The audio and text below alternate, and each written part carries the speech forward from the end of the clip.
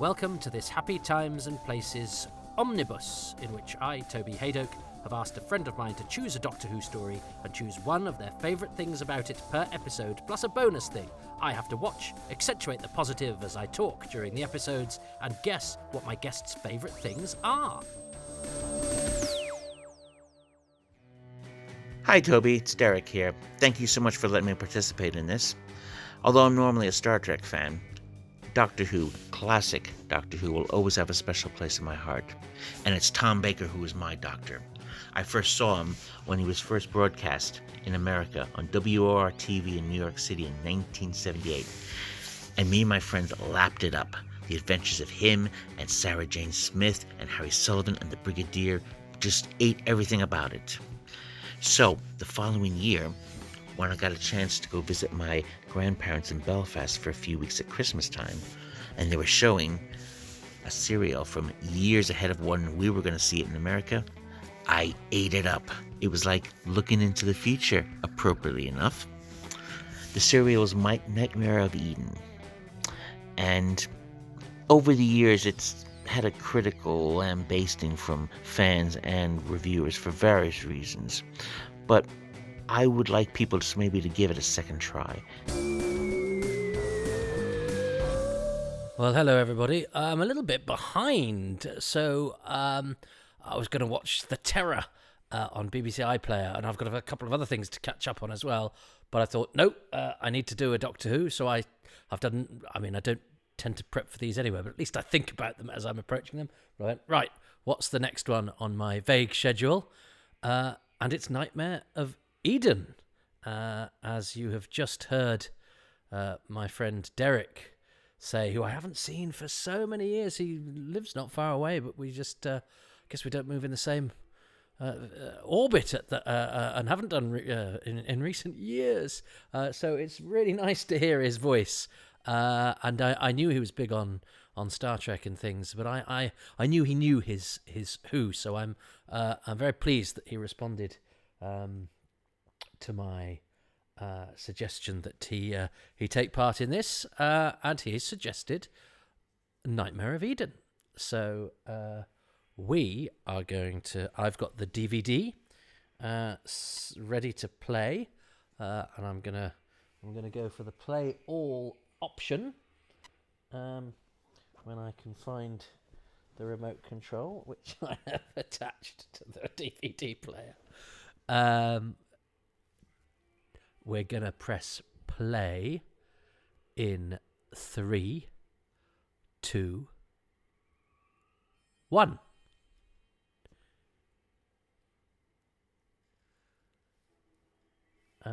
Okay, so this is Nightmare of Eden, which was it Nightmare on Eden?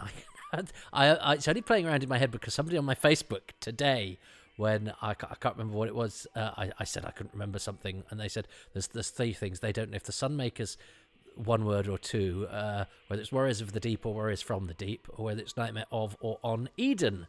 It's Nightmare of Eden by Bob Maker, not with Dave Martin. I remember this from my youth, so my journey with it appropriately has been a slightly tempestuous one. It's a very early memory I have, and I remember being in bits of my house and thinking of the Doctor Who that I'd seen that week, and I very much remember I remember these two. I remember Secker being all cheerful and slightly dotty, and then he gets fractious later on. This is quite a good wheeze, isn't it, to have the passengers all in these having their heads covered and wearing the funkiest glasses like they're in the video for Video Killed the Radio Star, because it means later on when the Doctor goes from cabin to cabin, you can have the same bunch of actors, not have to hire lots of different people. So Nightmare of Eden, season 17, which is really my first. Is the first season I remember all of. And then, of course, when I started encountering fans and fandom later on, season 17 was a dirty couple of words.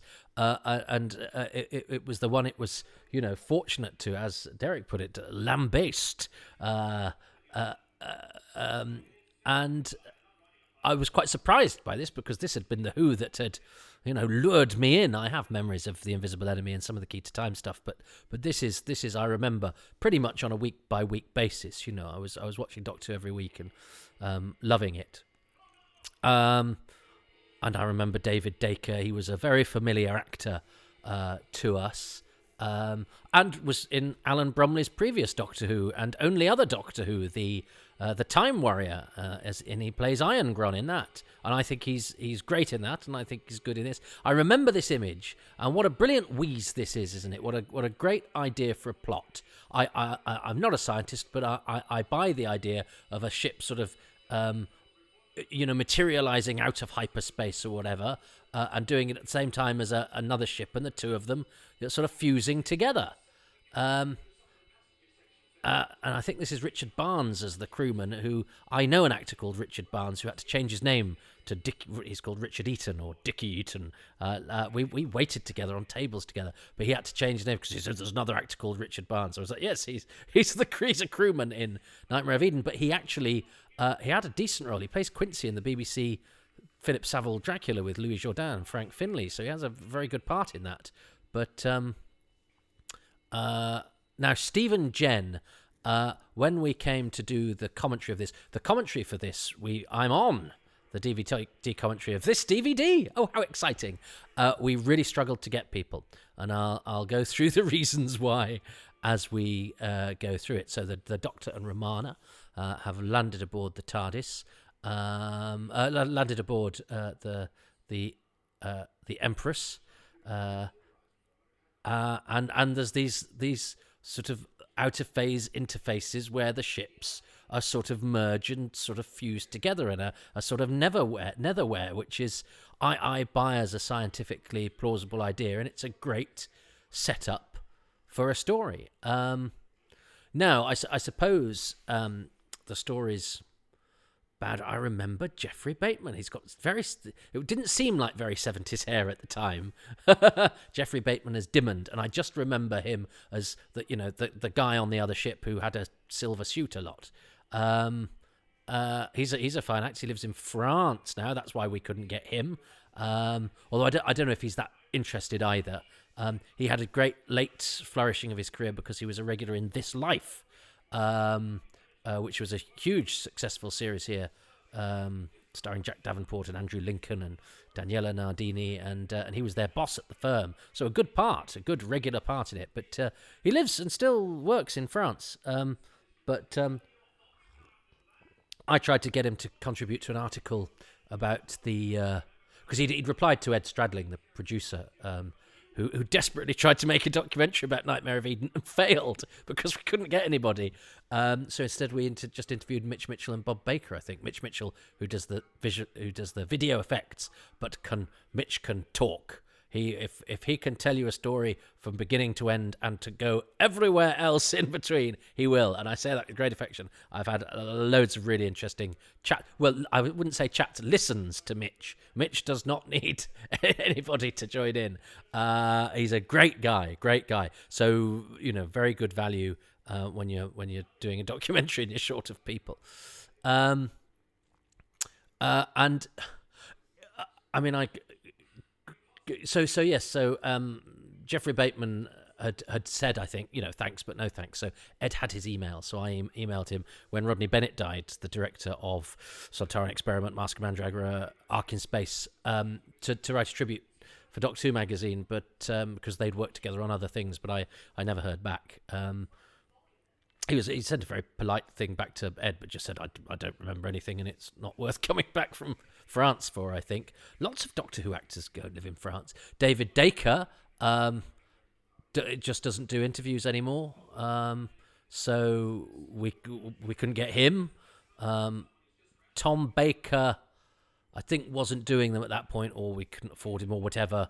I know Tom was out of the question. But Stephen Jen, who plays Sekka, was sadly he'd had a stroke very young and was in not a good condition in a rest home. Sadly, we discovered I think on the day of the recording. I was told that's why we'd not been able to track him down. But an interesting thing that isn't on the commentary, but I think I am allowed to divulge because I didn't on the commentary because I love this galactic. I like the character of Rig because he's not daft and he does his he does his research and he's the sort of point of view character at the beginning, which means for interesting stuff later on. So yes, Joan Stribling, who we got for the commentary, who's the makeup designer, said, I had to make a wig for this because one of the actors was bald. But she said she wouldn't say which one. But Steve and Jen, you know because he's in Ultraworld, the Blake 7, which required 3 bald actors, and he's in loads of other stuff. And I think he had alopecia or something. And so he is wearing a wig. Sekka is wearing a wig, and it's a very good wig. Interesting. Now you just go, let the actor be bald, for goodness sake. And his brother, because his brother is the actor Michael Jen, who is the guy in the cell in The Name of the Doctor. He's a very interesting, movementy sort of actor. He's in World War Z as World War Z. I can't call it that. He does some of the zombie movement in that, I think. He's a very interesting physical actor. So Michael and Steve and Jen are 2 people who've been. I think I'm right in saying he's his brother. Yes, you could. Yes, I'm gonna go for that. Now here we of course have the fact, the reason that Sekka is starting to misbehave, which I didn't understand as a child at all, having been jolly and a bit woozy. And I suppose I probably thought he was drunk. I probably get that. He's on drugs. I'm sure I didn't realise this was about drugs when I was. 4? No, I didn't. And I think Stephen Jen does the transition from high as a kite to really edgy and is it being strung out and withdrawal. I was going to say jonesing, but I don't know if that's the lingo. But he's strung out and he's on withdrawal symptoms,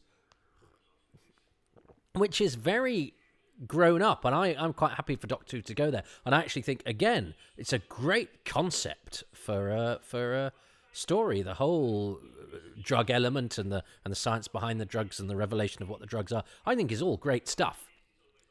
But here we get to one of the reasons why this story has a bad reputation, is that you have a fine sardonic Australian actor, Louis Fiander, who decides to play Trist, whose name is the giveaway as to what he's up to, I think. A silly Germanic accent. And he goes, I'm in Doctor Who, and I'm playing a scientist, so I'll play him like this, huh? And nobody went, don't do that.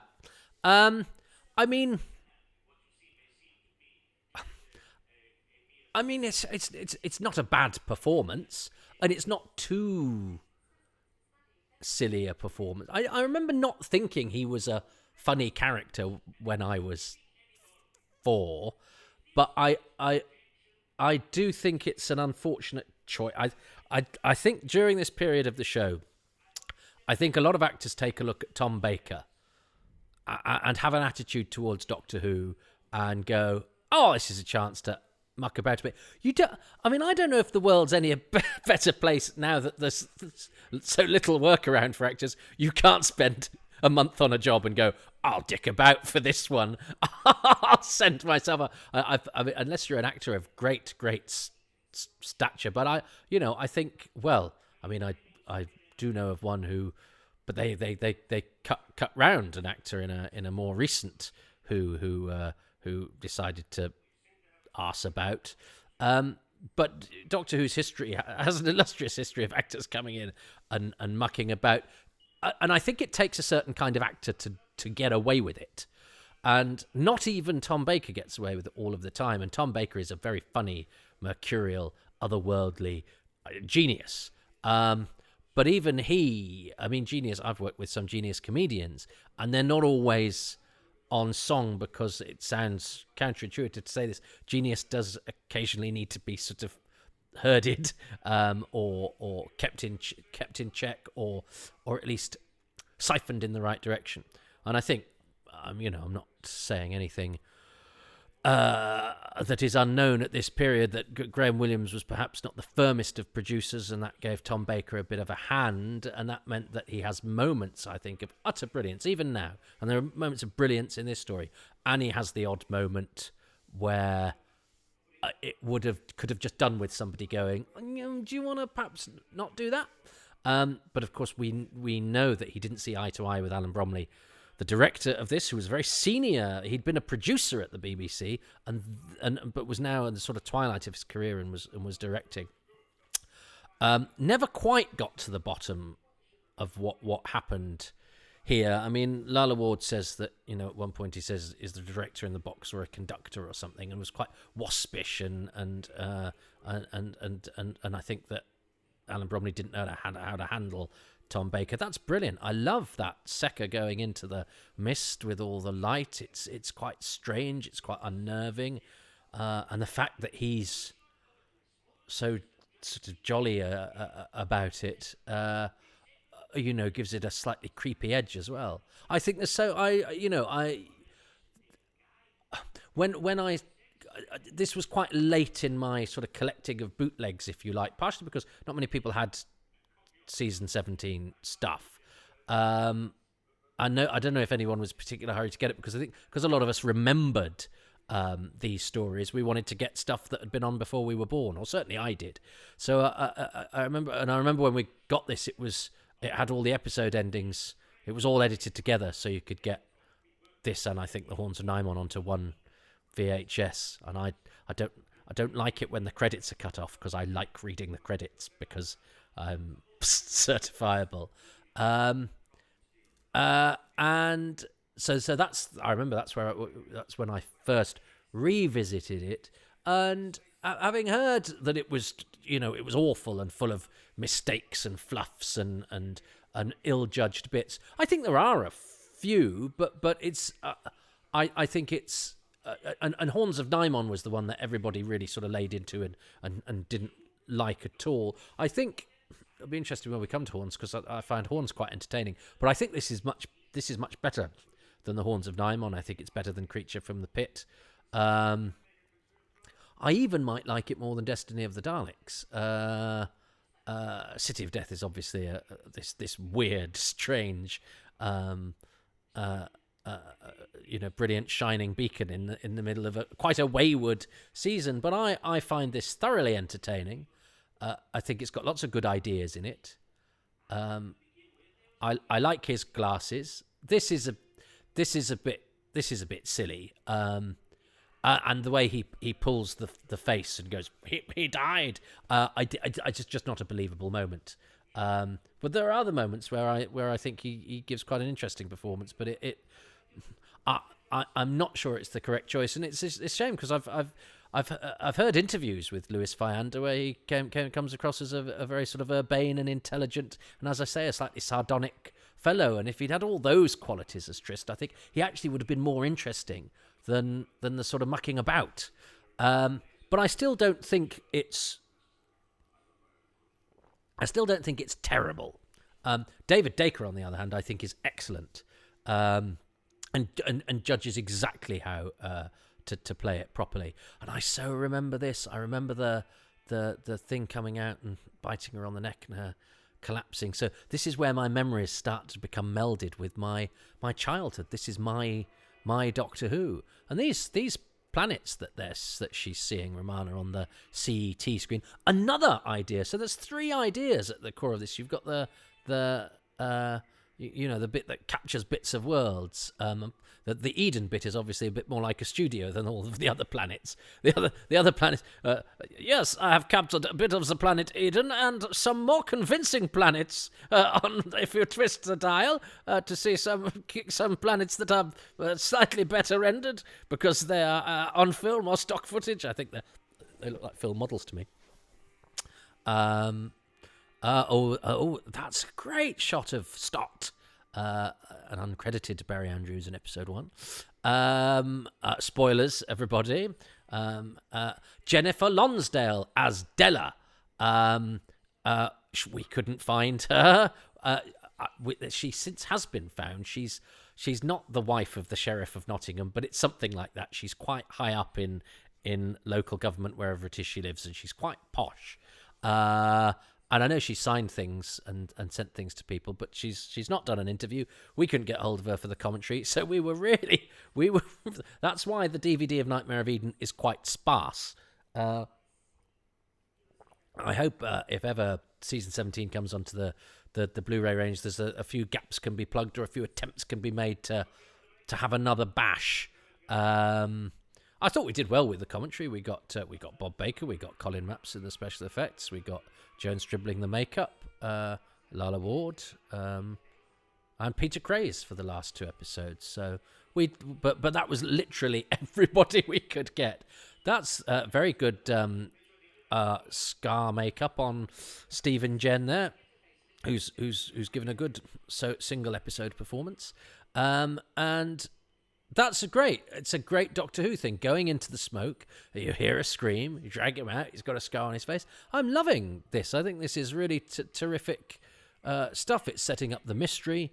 That these spaceship corridors are quite big and bulky and open, which is what you want for this kind of sort of cruise liner. It makes sense. So what you lose in, oppressive atmosphere that you might have in a sort of smaller, sort of creepier set, I think it works for the action stuff later on, and the lighting in these sort of cupboard scenes is very good. And there's a great mystery going on here. Somebody's nicked the Vraxoin. I think when I saw it written down, that's Stott again, isn't it, with his laser gun? And I like a laser effect. And I like the little circles that it does when it hits him. Of course, he's only stunned. I thought it was called Vraxoin, but of course it's Vraxoin, like heroin. Vraxoin heroin. And I think it was at Lala Ward's insistence it was changed from being called Zip, which she thought was too funky a name, and I think that was a good call. And Vraxoin is a good name. And I like that I sort of, the medical centre with them doing an operation. That's pleasingly sort of grounding. It's a bit like we recognise that as something from the here and now. And the idea of people having operations and things like that is a sort of moment of realism that is sometimes missing from spacier stories. So I think elements like that are good. I think that the slightly sparkly, chiffony elements of the costumes are perhaps a mistake. Now, that's Gary Dean, I think he's called, that extra who Shakes said. He died a couple of years ago, and I'd not really noticed him, and then when I noticed he died, I sort of had to look up, and he went, oh, he's in loads of Doctor Who's, but I think that's probably his greatest moment, is when he comes and Doctor Who shakes his head. So I salute you, Gary Dean, extraordinaire. Bushwhacked. There's a real sort of terse, simmering anger to Tom Baker's Doctor when he's not in a good mood that I think is really, really effective. It means I would be slightly worried about working with him at that time, I think. But I think these two are very good at the drama. So we always think of them as being sort of light and funny and having that relationship based on the fact that they fell in love. But they're both very good. She's got a real sense of urgent danger, and he's got a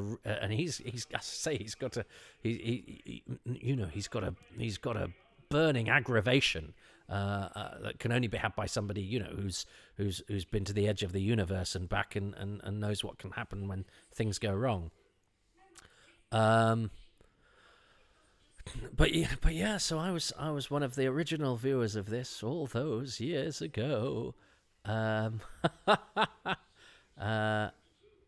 of course, Alan Bromley, the director, little did I know, I certainly didn't know at the time, was removed or walked out. Graham Williams took over. I remember actually having done the DVD commentary and got what we could, where people were a bit coy as well, I think, because in an official BBC studio, even though we're just in a recording booth for a DVD thing, people people don't necessarily go into as much detail as you might if you were having a chat with somebody in a pub. Let's be honest.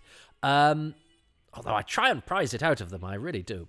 And I mean, there are some things that are then said to you in between episodes 1 and 2 that you go, okay, you've told us that, but you don't want us to bring it up. That didn't particularly happen with this one, but it has happened with other ones.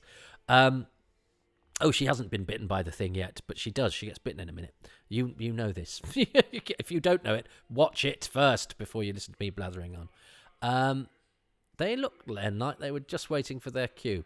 David Dacre and Tom Baker. So then I did a Who's Round with Rob Goodman, who has since been in Doctor Who.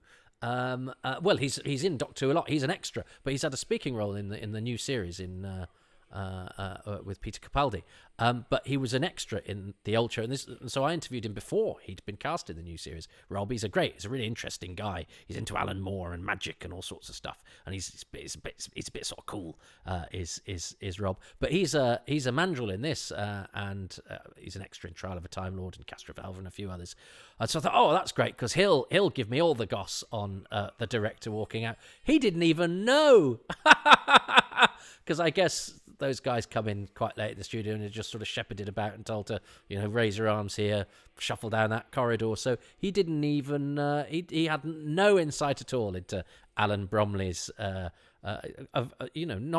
a common occurrence for Doctor Who. Is it the only time? I think you can see the fingers holding. Yeah.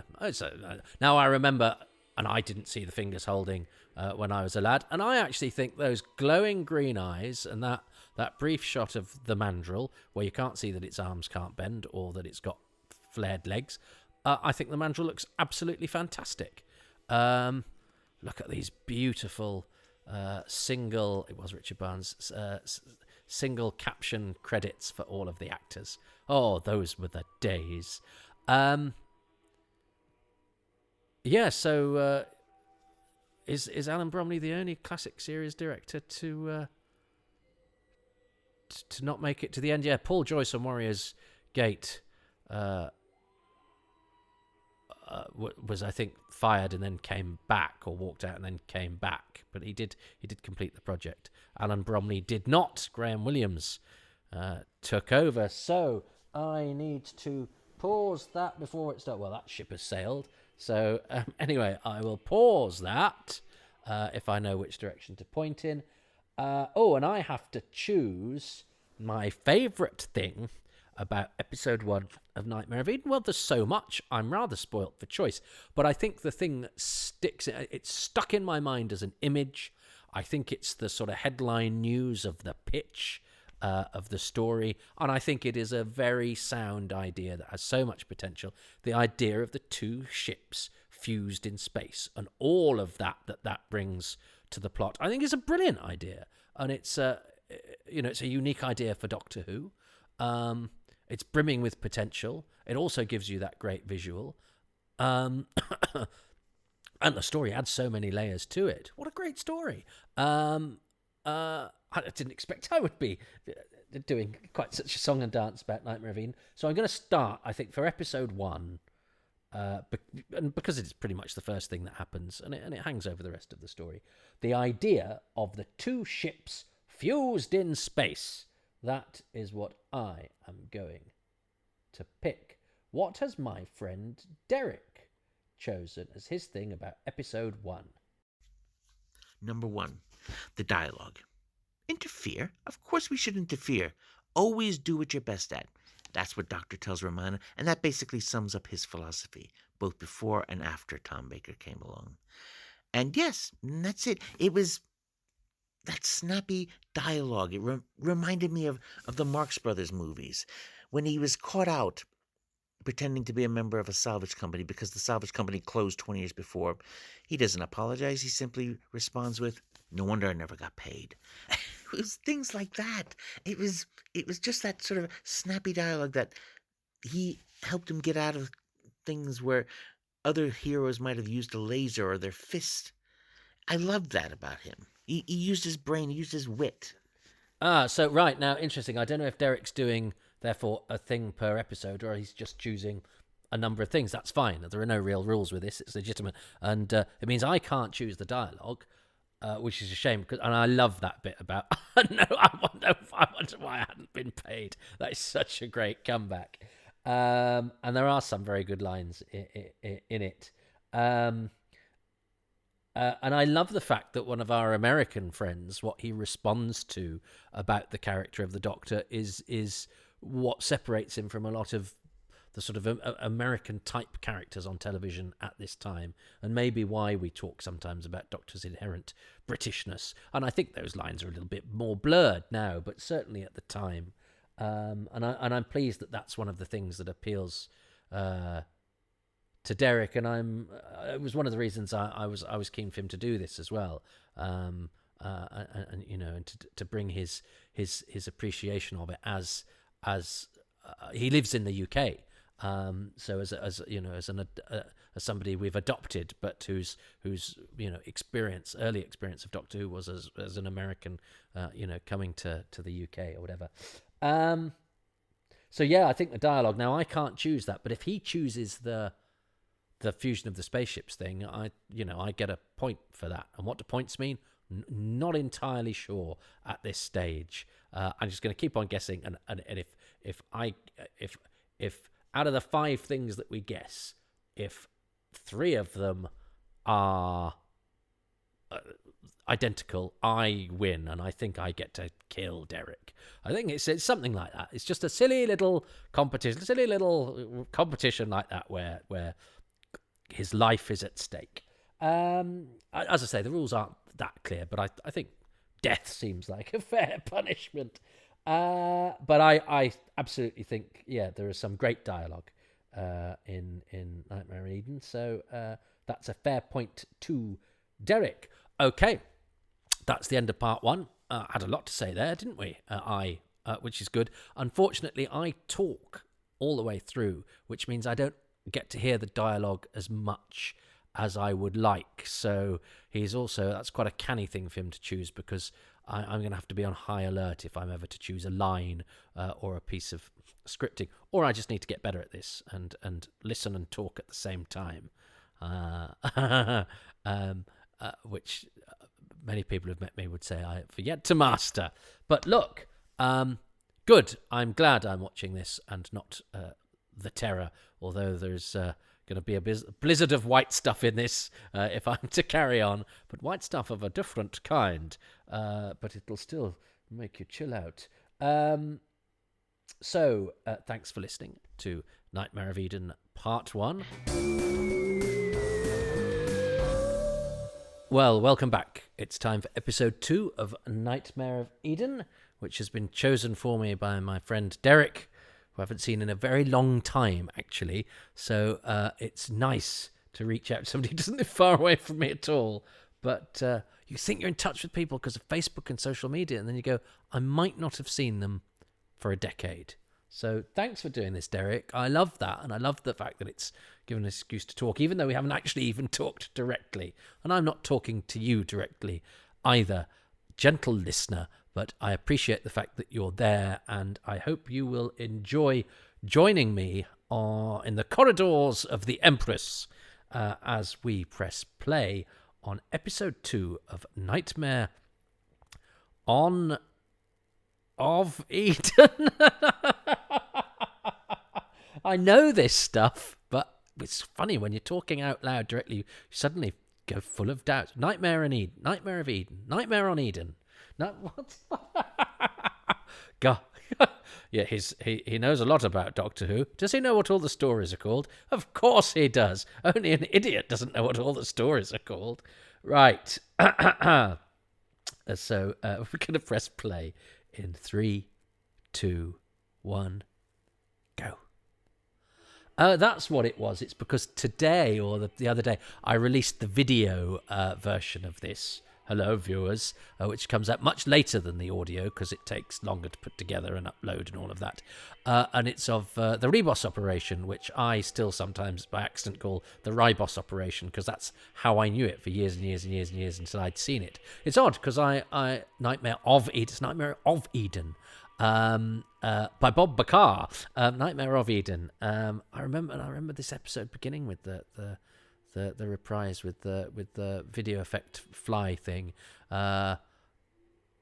which I suppose is the only way you can do a sort of flying insect, but it's not great, that, unfortunately. But it does the job. It tells you what's going on. And I love that image of the two ships together, fused together. That was my choice for episode 1. And so, yes, someone on Facebook said, don't worry about the rebus operation. These are the mistakes I make. Warriors from the... Yes, you can see somebody holding that panel. Warriors from the Deep, Nightmare of Eden, and there was the Sunmakers were all the ones that confuse them. I still sometimes struggle with whether Time Lord's one word or two either. I think it's because it's stuff that that if it's really ever important, you can just look at it and so you don't commit it to memory, which is why now we forget stuff so quickly, because when you were a kid you had to commit a lot of this knowledge that you had about Doctor Who to memory if you read it, because you might have read it in a newsagent, so for a magazine you couldn't afford to buy. Whereas now, of course, if you need to know anything, you can just look on Wikipedia. And I'm not talking about Doctor Who now. I mean, there's loads of things where I think, I don't know a thing, I'll look it up. But you look it up to satisfy your craving for the knowledge there and then, but you don't necessarily commit it to memory, because if ever you need to find it out again, you'll look it up again. So I don't remember recipes in the way that I used to either, because I know I can just look them up on my phone. And that's not good for the brain. So, but I'm still slightly disappointed with myself I don't know if I think my brain started to play tricks on me as I've got older. I like the way in that earlier scene when Doctor Who says Vraxoin and Rig goes, oh dear, that's not good stuff. David Dacre, I'm from the Midlands, so and I believe he's an actor from the West Midlands, and he played Harry Crawford in Boone. All right, Ken, which was a very popular series. And it said starring, because Michael Elphick in Boone, starring David Dacre. And he was also in Z-Cars. And he was in Moonfleet, which we watched as a school serial with Adam Godley. And he's in The Woman in Black as well, the Nigel Neal adaptation of The Woman in Black. That is very good and very scary. And he's great. You need some. He's very down to earth in this. He's very rich and extravagant in the Time Warrior, and it's a gloriously over the top performance. But here, he's very straight. As I say, he's the sort of point of view character, which makes what happens to him later all the more surprising. And that's what you need to do when you're acting opposite Tom Baker, I would say, rather than what Louis Fiander does. But again, messing about can be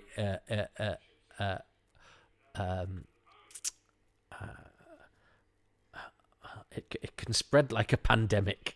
It can be catching. But I do, I do like the way that the Doctor inveigles his way into Rig's trust. You need that. I mean, I used to get bored sometimes when I'd read Doctor Who books. I go, oh, they've landed in a place and it's going to take them 3 chapters to establish that they're not the bad guys. And I mean, there are some whole stories like Frontier in Space. They just go from planet to planet being accused of being a spy or a bad guy. And I know some of that is important for us, because it shouldn't be so easy for them to wander in and establish themselves. But that's the brilliance of the psychic paper that Russell T Davies came up with. It's almost like saying, should we get on with the story rather than delay the story with stuff that actually, you can only go so far with, and it can be a bit boring if people don't trust our central characters. But the way that they do it with this Doctor. In this story is that his quick-wittedness is his almost sort of arrogant way he sort of breezes in and takes control is infectious enough And infectious was the word I was looking for before when I was talking about overacting. It's only come to me 5 minutes too late. Is enough to sort of convince Rig, who we've established is a very sensible character, who it's quite early that he gets he gets vraxed with the dentist mouthwash thing. And now I do wonder where. So, because if that's a drinks dispenser, has somebody got inside it, or are the drinks dispensers two-sided and somebody's just the other side? Anyway, I mean, it doesn't matter, and it's a very sort of sci-fi moment, isn't it, where nobody's looking and somebody, well, not even a sci-fi moment, it's a sort of Agatha Christie poisoning moment. And at the moment, I think because the hand brandishing things has been stopped, with the laser gun off camera, or the half glimpses here, you sort of, it's quite a nice diversion actually. You sort of think, oh well, it's the guy that we've only half glimpsed so far. He's probably administering the poison or whatever that is. Turns out it's Fraxoin. So Rig is now doomed. Now, this is the only sort of struggle I have with the story, is that it seems to me that the story is saying anyone who takes Fraxoin ends up dying. But then nobody would take it, surely. Nobody would take it. The people that take heroin, who die of heroin overdoses, think they're going to be the ones who aren't going to die, because heroin doesn't kill everybody. But you're not going to think that if it kills everybody. You go, well, no, I don't think anybody, or very, very small number of people would take something in the full knowledge that it will absolutely 100% kill you. Now, I may be wrong, but I just feel that in the past few times I've watched the story, that's the impression that it gave me, and I unfortunately can't listen to the dialogue too carefully this time around to see if that was a misapprehension. And I think so. A slight improvement, I think, could have been you end up dying of it usually because your habit goes out of control or whatever. But the idea that no, it's a drug that kills you, no buzz is worth 100% dying for. So anyway, I'll leave that there because I'm accentuating the positive. But I just thought that was an area where. But I suppose they had to be careful about how much they talked about the drug element of it anyway. And I suppose the message for the kids is drugs are killers. There's and there's no nuance there. And any good time that they give comes at the price of your life. So I suppose in terms that Doctor Who's a program watched by children. I was 5 when this was on. This is December 1979, so it's a month before my 6th birthday. But I remember it so well. Yes, that's how I mostly remember Dimmond. Is as a blonde silver-suited guy on a monitor. I think David Dacre does this. Does his descent into drug-induced oblivion very, very well. And I do think it's rather sad because Rig's a good guy, and as I say, he doesn't take the Doctor's nonsense. He does a little bit of research and he catches him out, which leads to that line that Derek enjoyed so much. But I suppose then the story, well, it's a bold thing to do with a character. It ups the stakes, and the story. The story moves on without somebody who seemed terribly important, and he's got some great scenes later on, and yeah, K9 going into danger. The spaceship does look like it's sort of made out of hazard tape, doesn't it? It's almost like the walls are saying, "Don't go here." But I like the video effects work there. And Tom Baker isn't as wayward as we're led to believe. I mean, he yeah, he is on occasion. I wonder with season 17 if there's a bit of the sort of Phantom Menace thing going on. Is that fans of a certain age, and I am definitely prone to this. I want everyone to take Doctor Who seriously and to not mock my thing, because I grew up with people mocking Doctor Who, and so for me it was important to point out wherever possible. I remember Stott in those glasses as well. So this is Stott, played by Barry Andrews. We don't know it's Stott yet, but we've heard about Stott. But he's the mysterious figure who we probably think is drugging the Vraxoan. And this is Tom Baker going down the same flight of stairs about 300 times. But that's efficiently done. I mean, the stairs don't have... They're not the sturdiest, and you actually see one collapse under him there. But that's a good use of a small portion of set to give a sense of scale. You know what you're complicit in it. You go, pretty much know what you've done there. But I think that's perfectly acceptable. Stott's got a nice scar on it. So yes, what I was saying about this is that fans of a certain age, and there was a set wobble there. One for the list. The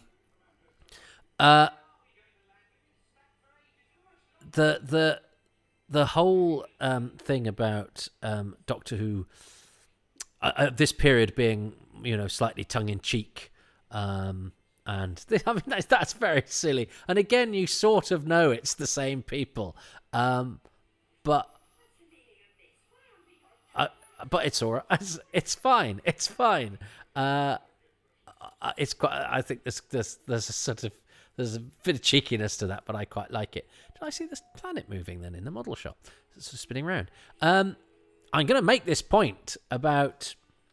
I was desperate for Doctor Who to be serious and not for it to be silly. And it's only relatively recently, I would say, because I used to be quite dismissive also of people who go, I like Doctor Who because it's frothy old nonsense. I go, Doctor Who is not nonsense, it's brilliant. And I think it is brilliant. But you can be brilliant and frothy old nonsense. I think I still prefer to take Doctor Who seriously, although I think one of its key elements is its sense of humour.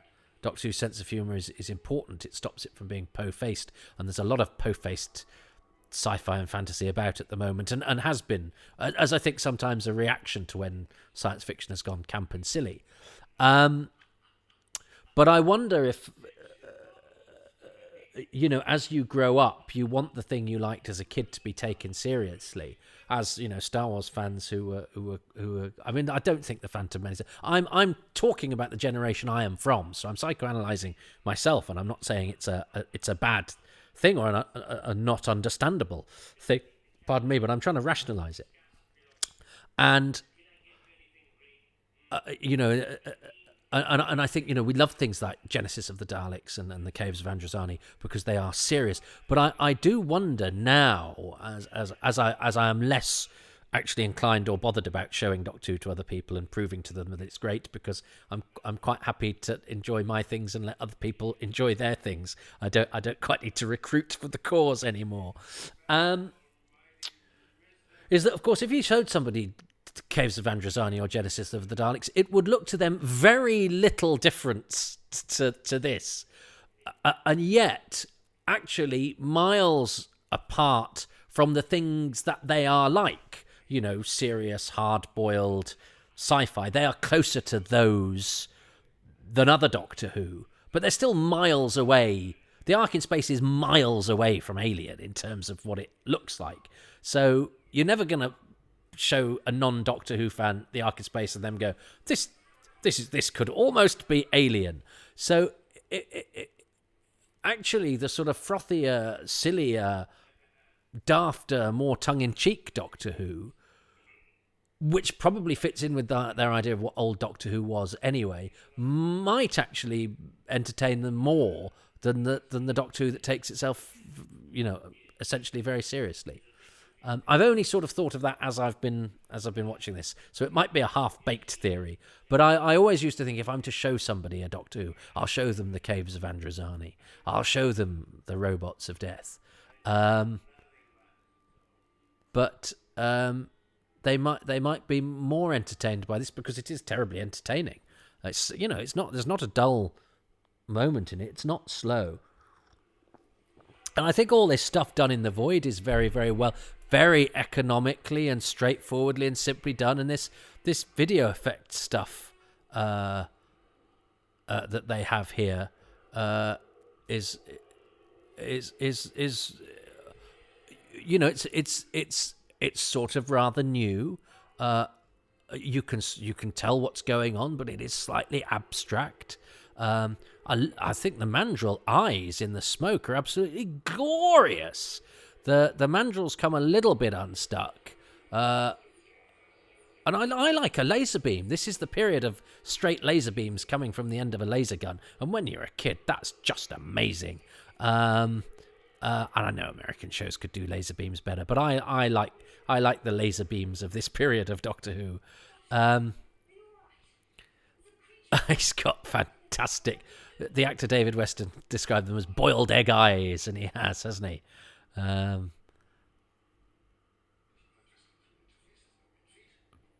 Yeah, Doctor, and I mean, you can see why he captured a generation or two. And I remember being a village hall thing. It was around Christmas, wasn't it? So it must have been a Christmas thing at the village hall. I'm from the countryside in the middle of nowhere, and we had to do a sort of charadesy sort of thing. And I remember this lad walking around, you know, with his arms out, you know, and I shouted out, "You're a monster! You're being a monster!" Blah blah blah blah blah. And nobody got it. And he went, "I'm being a mandrill." And of course, I went, "Well, I said a monster. A mandrill is a monster." Oh God, I bet I said it like that as well. Awful. And he got a bit shirty with me, and I got a bit shirty with him because he watched Doctor Who, but I probably knew more about it than he did because I was a proper doctor. Oh God, the things we. Why am I still haunted by that? I hope he's grown up to be a happy, nearly 50-year-old man who won't remember that at all. But it was because it wasn't. It was because he was being a Doctor Who thing. I felt some propriety, and I recall I won the raffle at that. I won. So I never win things. I won some. What are they called? They're fruit jellies, but they're quite large fruit jelly things that have a sort of crystal with a liquid centre in the middle, and they look much nicer than they actually are. And I remember being really excited that I'd won them, and they're quite soft and quite sweet and sickly. Anyway, hello, Lewis Viander. I did try to get him for my Who's Round podcast because I did a thing. For some reason, I started searching for people in Australia first. I don't know why. I was living at my friend's house at the time and doing a lot of stuff by Skype, and that's how I got Victor's Ritellis, because I thought, well, I can track him down because if he's on Spike, he'll be Victor's Ritellis in Australia, and I found him, and so and I did Ilona Rogers, who was in New Zealand from the Sense Rights by Skype. So I found Lewis Viander's Skype handle and I sent him a message, but I don't know if he even got it because it's a quite unusual way of getting hold of somebody. But anyway, I never heard back, so I never interviewed Lewis Viander, and he died a couple of years later. But as I say, seemed quite a Bane man, and there were a few interviews with him online, but nobody thought to talk to him about Doctor Who. They talked to him instead about his illustrious theatrical career. I'd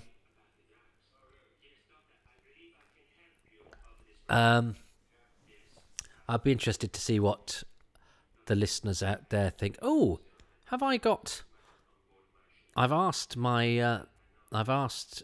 occasionally ask some of the patrons for their theories on the stories I'm about to watch. I don't know if I asked anybody about Nightmare on Eden. And it's interesting, isn't it, that Bob Baker, having always been part of Bob Baker and Dave Martin, is doing this one on his own, and I think to no detriment. I think it's a really interesting script, really interesting story. Bob Baker, who's of course wrote for Wallace and Gromit as well. And here we have Waterguard, Fist and Landing Officer Costa. Landing Officer Costa is Peter Craze, who started his Doctor Who career playing a rather large role in the Space Museum, Darko, one of the lovely young Zerons. Peter Craze died on the last day of last year, sadly. he was a highly regarded drama teacher, a very busy radio actor, and also the brother of Michael Craze, who played Ben. He's also plays the Frenchman in one of the episodes of the War Games, Dupont. And he was a really nice guy, and he died within a week of Jeremy Bulloch, who's also in the Space Museum with him, who was a fellow Corona, I think, drama school kid. That's where they got the young actors from, and the Space Museum. And Peter, we did get for the DVD commentary of this, and I'm very pleased because we couldn't get Jeffrey Hinsliff, who was for years Don Brennan in Coronation Street. He's also Jack Tyler in Image of the Fendal. So he's been in it not actually that long ago, but I think both of these two guys decide to sort of follow Tom Baker's way of doing things as well, and they've both got a bit too much glitter on. Yes, I think they do comedy door acting here. They give it they're playing the sort of slightly farcical element of it. They are supposed to be inept customs men, and so they go for the shall we do hapless running, hapless getting through a door stuff, and again it's this. I think the slightly sort of we're in space, so yes, we'll give them sort of customs officers hats and uniforms and stuff, but we'll make the lining all glittery because when people are in, because space is quite glittery, isn't it? So that's what people are going to wear in space. I remember that episode ending, and I didn't notice the glitter when I was 5. It all seemed terribly serious to me. So I've been quite picky there, but I think it's the reason I've been picky is because I'm holding my hands up and saying I really enjoy this story, but I'm trying to understand where fandom was coming from when for many years season 17 was a dirty couple of words. It was not very highly regarded. People spoke of it as if it was something that you stepped in, and largely because of the humour. And I mean, as I say, I think the humour of Doctor Who is really, really important. But I do think you have to judge it, and I do think it was a time on television when you could go too far if you wanted to. But actually, the humour, even if you look at things like Z Cars and gritty programmes of the time, it was at a time when a comedy character would be, annoying neighbour or whatever, would be a slightly broader performance than perhaps some of the... And performances were slightly broader as well. So this isn't just Doctor Who. It's not like Doctor Who had this sort of silly high comedic streak and everything around it was very serious. Even in, the cop shows, you would get characters or caricatures, particularly of working class characters, I think some of the time, who were played rather, played with a metaphorical hump and twitch or whatever. So that's the other thing, because we watch Doctor Who so much more than perhaps we watch other stuff. When I say we, I mean me. But yeah, even stuff that seemed quite sort of gritty and grown up at the time is much broader. So any broadness in Doctor Who has to be taken in context. And actually, I find it all very entertaining. I think Nightmare of Eden is it's Nightmare of Eden, don't you know? I mean, any idiot knows that. So if you're listening and going, I can never remember what it's called, I mean, call yourself a fan. So what am I going to choose as my favourite thing of episode 2? Well, I think... I mean, do I just say the drug? Do I just say the drug element of the story? But I do like the fact that the drug is the mandrels, which comes in a bit later. Do I say David Dacre? Because I like David Dacre, and I like the fact... I mean, I don't like the fact that he gets drugged and doomed, but it is a very effective sort of twist in the story.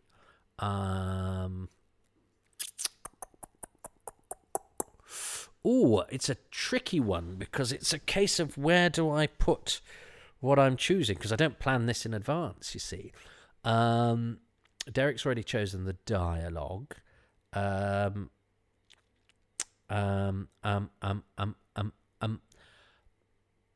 Yeah, I'll choose David Dacre as Captain Rig, just because I think it's a good performance. It's very different to his different from his performance in The Time Warrior for the same director.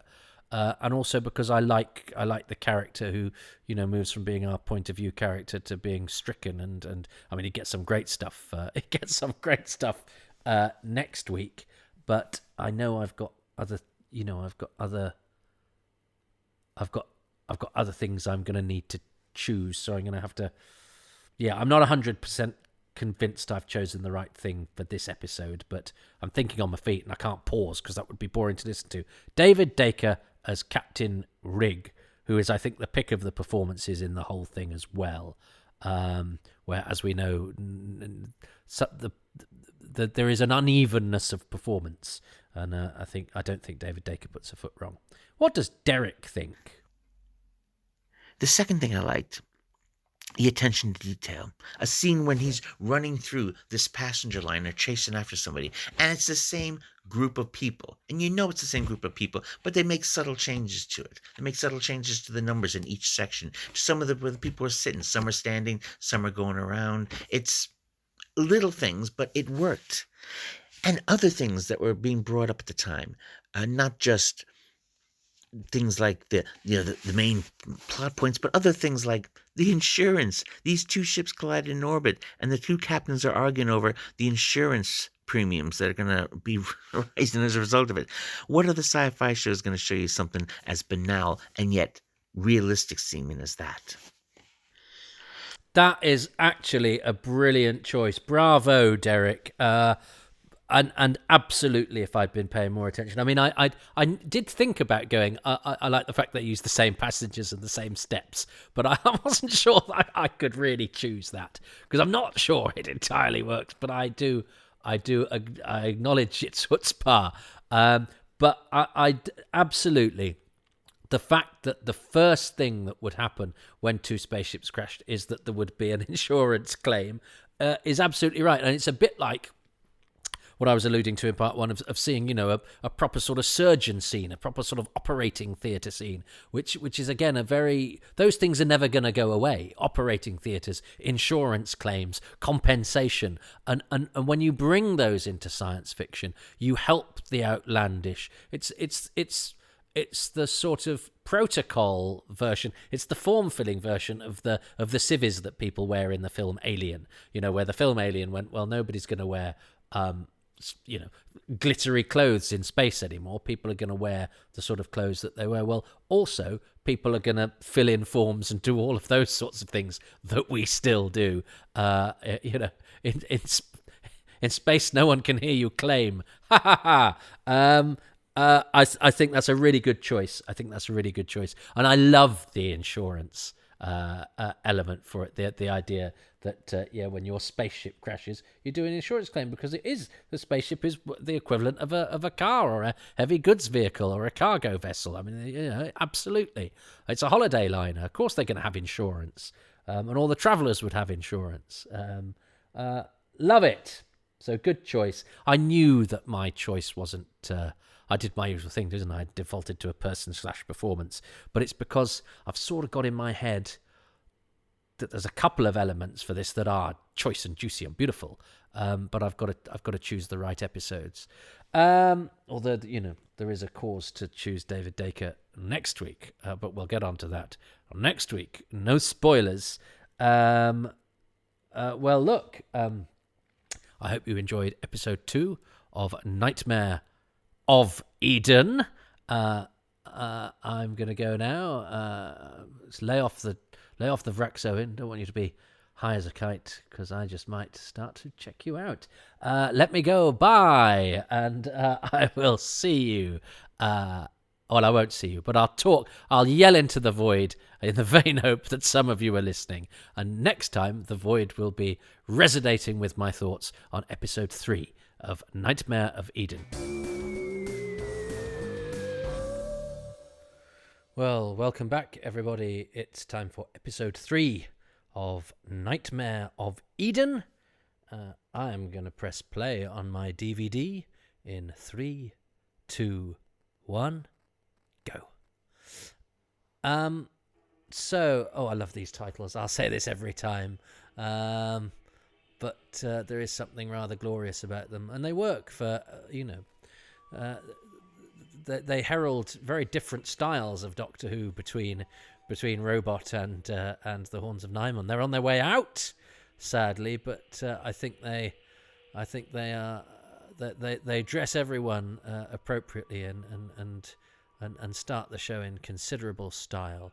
I like the fact that actually Fisk and Costa are called Waterguard Fisk and Landing Officer Costa, because even though they're sort of customs men whose ranks obviously hail back to the days when customs was largely done at ports, but I find it it's not an oversight, it's a deliberate use of a title that is no longer apposite to the surroundings. But I can see why the customs people would go, well, we will still call ourselves those things because that goes back to the early days of our work. So I like that. That's the sort of attention to detail that Derek, my guest, talked about as his choice for episode 2. So Geoffrey Hinsliff was to become very, very famous as a character called Don Brennan in Coronation Street, who was rather an unlucky character. I think he lost a leg, died in a car crash, was married to Ivy Tilsley, a long-running character in the show. And I know we tried to get him for the DVD, and because I think they struggled to get people for Image of the Fendal as well. And he's in that too. And I think he just said, I don't remember anything. And he lived quite far away from London and didn't want to.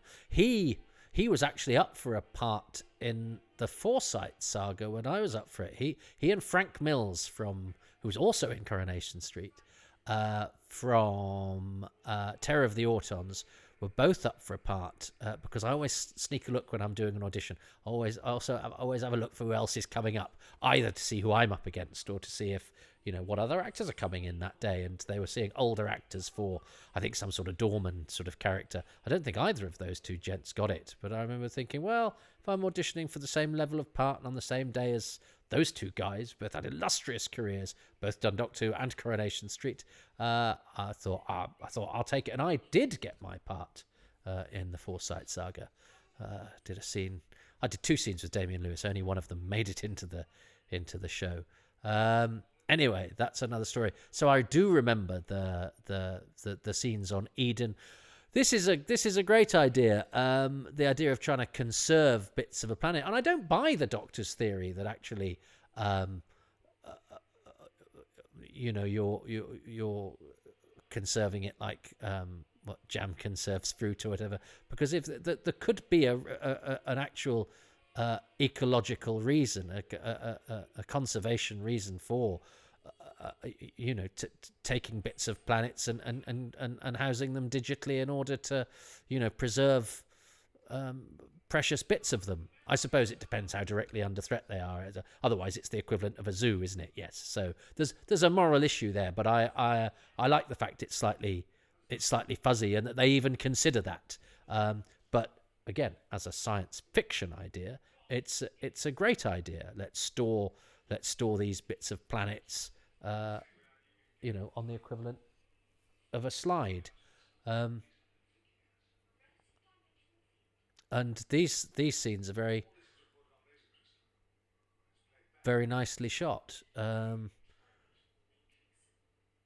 lighting is great. The BBC has, I'm sure, billions of records of alien-y, jungle-y sounds. I always maintain that Doctor Who never quite sounds as odd and strange and alien as it does in the 1960s, where they have some brilliant sort of jungly, alien-y sounds in some of the planets visited by the first Doctor in particular. But I think they very wisely, there's a sort of a bit of a video disc, isn't it? They used to have to go and get the video disc machine from Grandstand or whatever, which might have used it to do a slow motion action replay. So we need a tendril. We need a bit of tendril. Can we borrow the video disc? And this is good old fashioned sci-fi Jeopardy of malevolent plants seem to be quite a thing, because there's some in Meglos the following year. Oh, does he bite he bites the tentacle, doesn't he? I can imagine Tom Baker taking a chunk out of a tentacle when he's in a bad mood. Oh, that's pretty grim, isn't it? Whatever he's doing there, he spurts the juice of a tentacle into the mouth of a plant, and that's enough to see them both done for. I sort of forgot about that bit. It's quite grim, isn't it? He's got some green goo on his face. That's Tom getting down and dirty. That's Tom Baker, the Doctor, getting very down and dirty in the jungle, which is but nicely shot. And that's, as a short piece of early episode Jeopardy in a new environment, I think the Venus flytrappy thing and the video disc tendril are fine.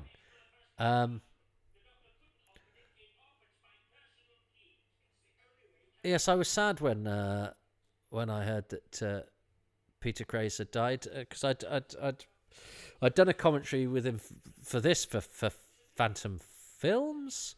For the Space Museum and for his episode of the War Games, but I'd done the commentary with him for the BBC, and I liked him very much, and I know friends of friends held him in very high regard as a drama teacher, and he was a nice guy, and I knew he'd had a stroke, but he's I'd met him post stroke and he'd seemed in fine fettle. But of course our hero, but Jeremy Bulloch is somebody that I considered to be quite young. Isn't that interesting? Jeremy Bulloch and Peter Craze were great mates, and they're both cast by Alan Bromley, but in different Doctor Who's.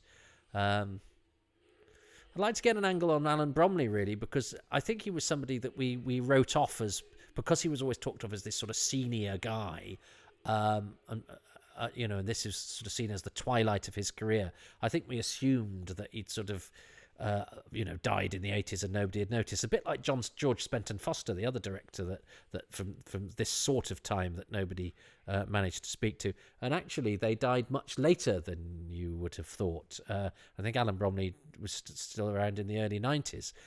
He was married to June Ellis, a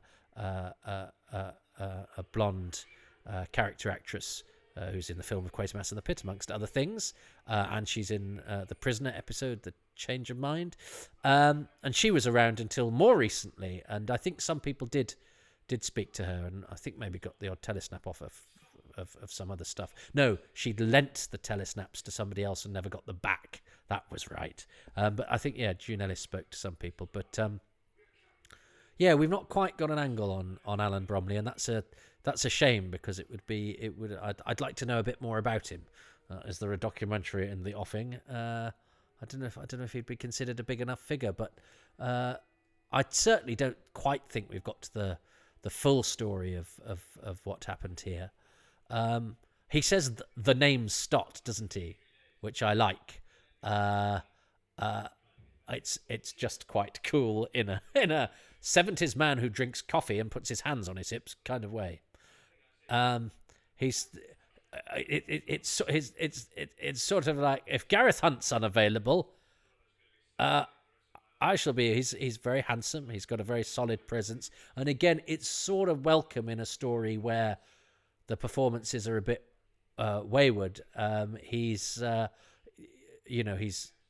dependable, and he's straight down the line, and gives it that sort of leading man straightness that it sort of needs. I like his scar. He's got a scar as well, because he's been grabbed by the mandrills. But Barry Andrews we couldn't get for the commentary either, because I think he sort of rather withdrew from public life for various reasons. So he's another one from Nightmare of Eden that hasn't been particularly interested in engaging with the public. So I don't think Nightmare of Eden is the connecting issue between Jeffrey Bateman and Barry Andrews and Jeffrey Hinsliff and Jennifer Lonsdale and David Dacre. I don't think they all went, we were in Nightmare of Eden and we're never talking to anybody again. I think it's probably because they just went, I can never remember if it's called Nightmare of or Nightmare on, so I'd rather not engage. But it, as I say, it did mean that we scrabbled about a bit for. We ended up getting quite a good mix. It's one that I always think of apologising for, and then going, actually, it's a perfectly good commentary. It has the writer, it has the visual effects guy, and it has 2 cast and makeup. That's a perfectly good commentary. But I know we literally got everybody that we could. That CSO was a bits vanished there, and also Stott waited for quite a long time for the Doctor to join so that he could then say, "Look out, Doctor." But that's the nature of CSO and stuff. I haven't talked much about K9. Some people hate K9, don't they? I love K9, but I do prefer the John Leeson K9, if I'm honest. And although, no, because my earliest memory is of The Invisible Enemy. But I didn't realise as a kid that K9 was done by different people. I remember I discovered that, I think, in Doctor Who A Celebration, and went, really? And it was quite, and again, because we got the videos of this era quite late, I didn't come across the Brierley K9 till quite late in the day. And I think bits like that with him sniffing and stuff, where, again, I think K9 is funny when K9 is played straight, not when K9 joins in with the joke.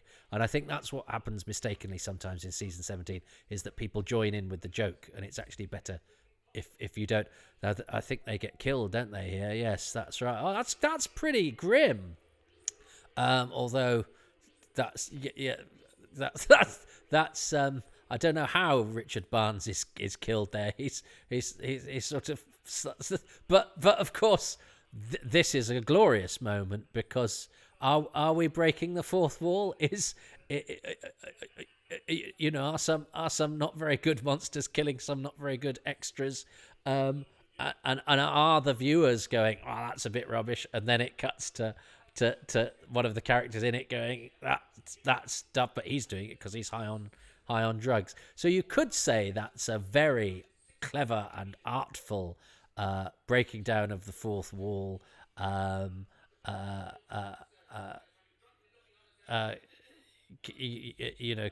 commenting on its own artifice. But that's a great line. They're only economy class, and I like Costa's revulsion at what. So it's not sending it up completely, because there is another character on hand to say you're out of order, and of course Rig has a reason to act so callously and in such a cavalier way, because he's high on drugs. What is Stott doing? Stott didn't really know what's going on there, and that mandrill was a bit zippy and a bit. He's got mandrill crotch. It got gusset rot. That mandrill, and you can see the bottom of its feet. They're a funny mixture, aren't they? The mandrills, because elements of their costume are absolutely fabulous, and elements of their costume are really not very good at all. Oh, and I just saw a member of the crew to the left-hand side of the screen. Can I say I don't like Lalla Ward's dress in this? Is that allowed? It's like a maternity dress. She needs a belt. And who am I to tell Lalla Ward how to dress? She's a very, very, very stylish woman, but I don't think that's her finest wardrobe moment.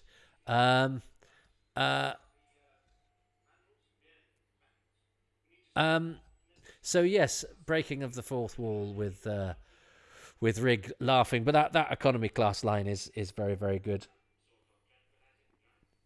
And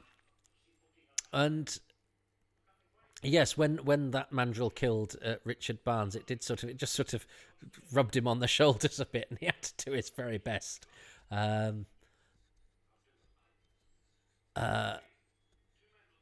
And this crewman is Sebastian Stride, who has just, as I record this, his death has just been. I never knew it. I didn't really know anything about him at all. But he got a little piece in The Guardian because he was quite well known as a sort of pub singer, guitar player in certain London pubs. Died relatively young. 65 is no age these days. But if, I think, those are the sorts of people who, will have been around. He was around for episodes 3 and 4 recording, would have been worth talking to and getting their memories down. But often they're hiding in plain sight and you don't find out about them until they pass away, which is what he did, sadly, very recently. Sebastian Stride. But there's some footage of him on YouTube singing in the pub, which was nice. And it's where when I spend an afternoon, getting the measure of somebody I will now never meet, but who I acknowledge as a contributor to this great TV show, and will have immortality because they are a name on the list of people that have been in Doctor Who, and that's a great list to be on. And as I say, I salute all of those people. I like Tom Baker's tartan trousers. In fact, I like his costume. Full stop. I think the look of Tom Baker is a genius look. It's quite good casting, isn't he, Geoffrey Hinchliffe? Because he's the typical sort of small man, and the way that it's shot sort of emphasises that overcompensatory small man. You could bet he'd overtake you on the motorway quite a lot. I mean Fisk. Not Geoffrey Hinchliffe. I don't know how. I'm sure he drives marvellously. He didn't in Coronation Street. But again, that was his character. So these two characters are behaving very suspiciously. And I think I, as a kid, went, I think because Dimmond is quite a good character because he's not in it that much. But he's in it enough to make himself known. So he's a really good choice to be one of the bad guys because he has to be there because he's the captain of the other ship. So it's one of those surprises where, as a kid, you have an inkling that he might be in on it, and then you feel good about yourself that he is. Whereas I think it's no surprise that Trist is a bad guy because, well, it certainly isn't now after that very shifty conversation they had in the corridor. But I think Trist is well placed to be the bad guy, and I think the performance nods you or goose steps you in that direction if you want to go there. Yes, so that's. Tom Baker sends it up a little bit, and it's interesting what battles directors will have had with their leading man, but he did behave for people that he respected, and you can tell when he's with an actor that he respects as well, because he does change the pitch and tone of his performance, and he's quite deferent to Beatrix Lehman in The Stones of Blood, and deferential to her and to Graham Crowden a little bit in The Horns of Nimon. He knows there's no point in trying to compete with Graham Crowden.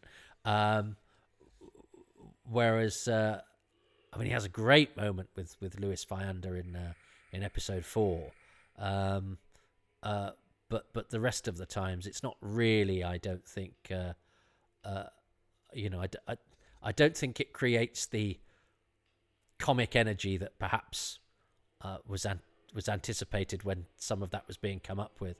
Oh, and that's a bit like the bit with the Marsh Child in Full Circle, where he says, no to a creature who doesn't understand that if it thwacks a bit of technology, it's going to die. That is a brilliant effect. It's the same that the last bit of it is slightly rushed, but that collapse augmented with a bit of video effect. And then this absolutely superb idea. I've seen it written up as being a daft idea. Why wouldn't the desiccated, the petrified, the rotten, old, degenerated state of a living creature, when it when it becomes dust, why would that not have different qualities? Why would that not become just the same as we become?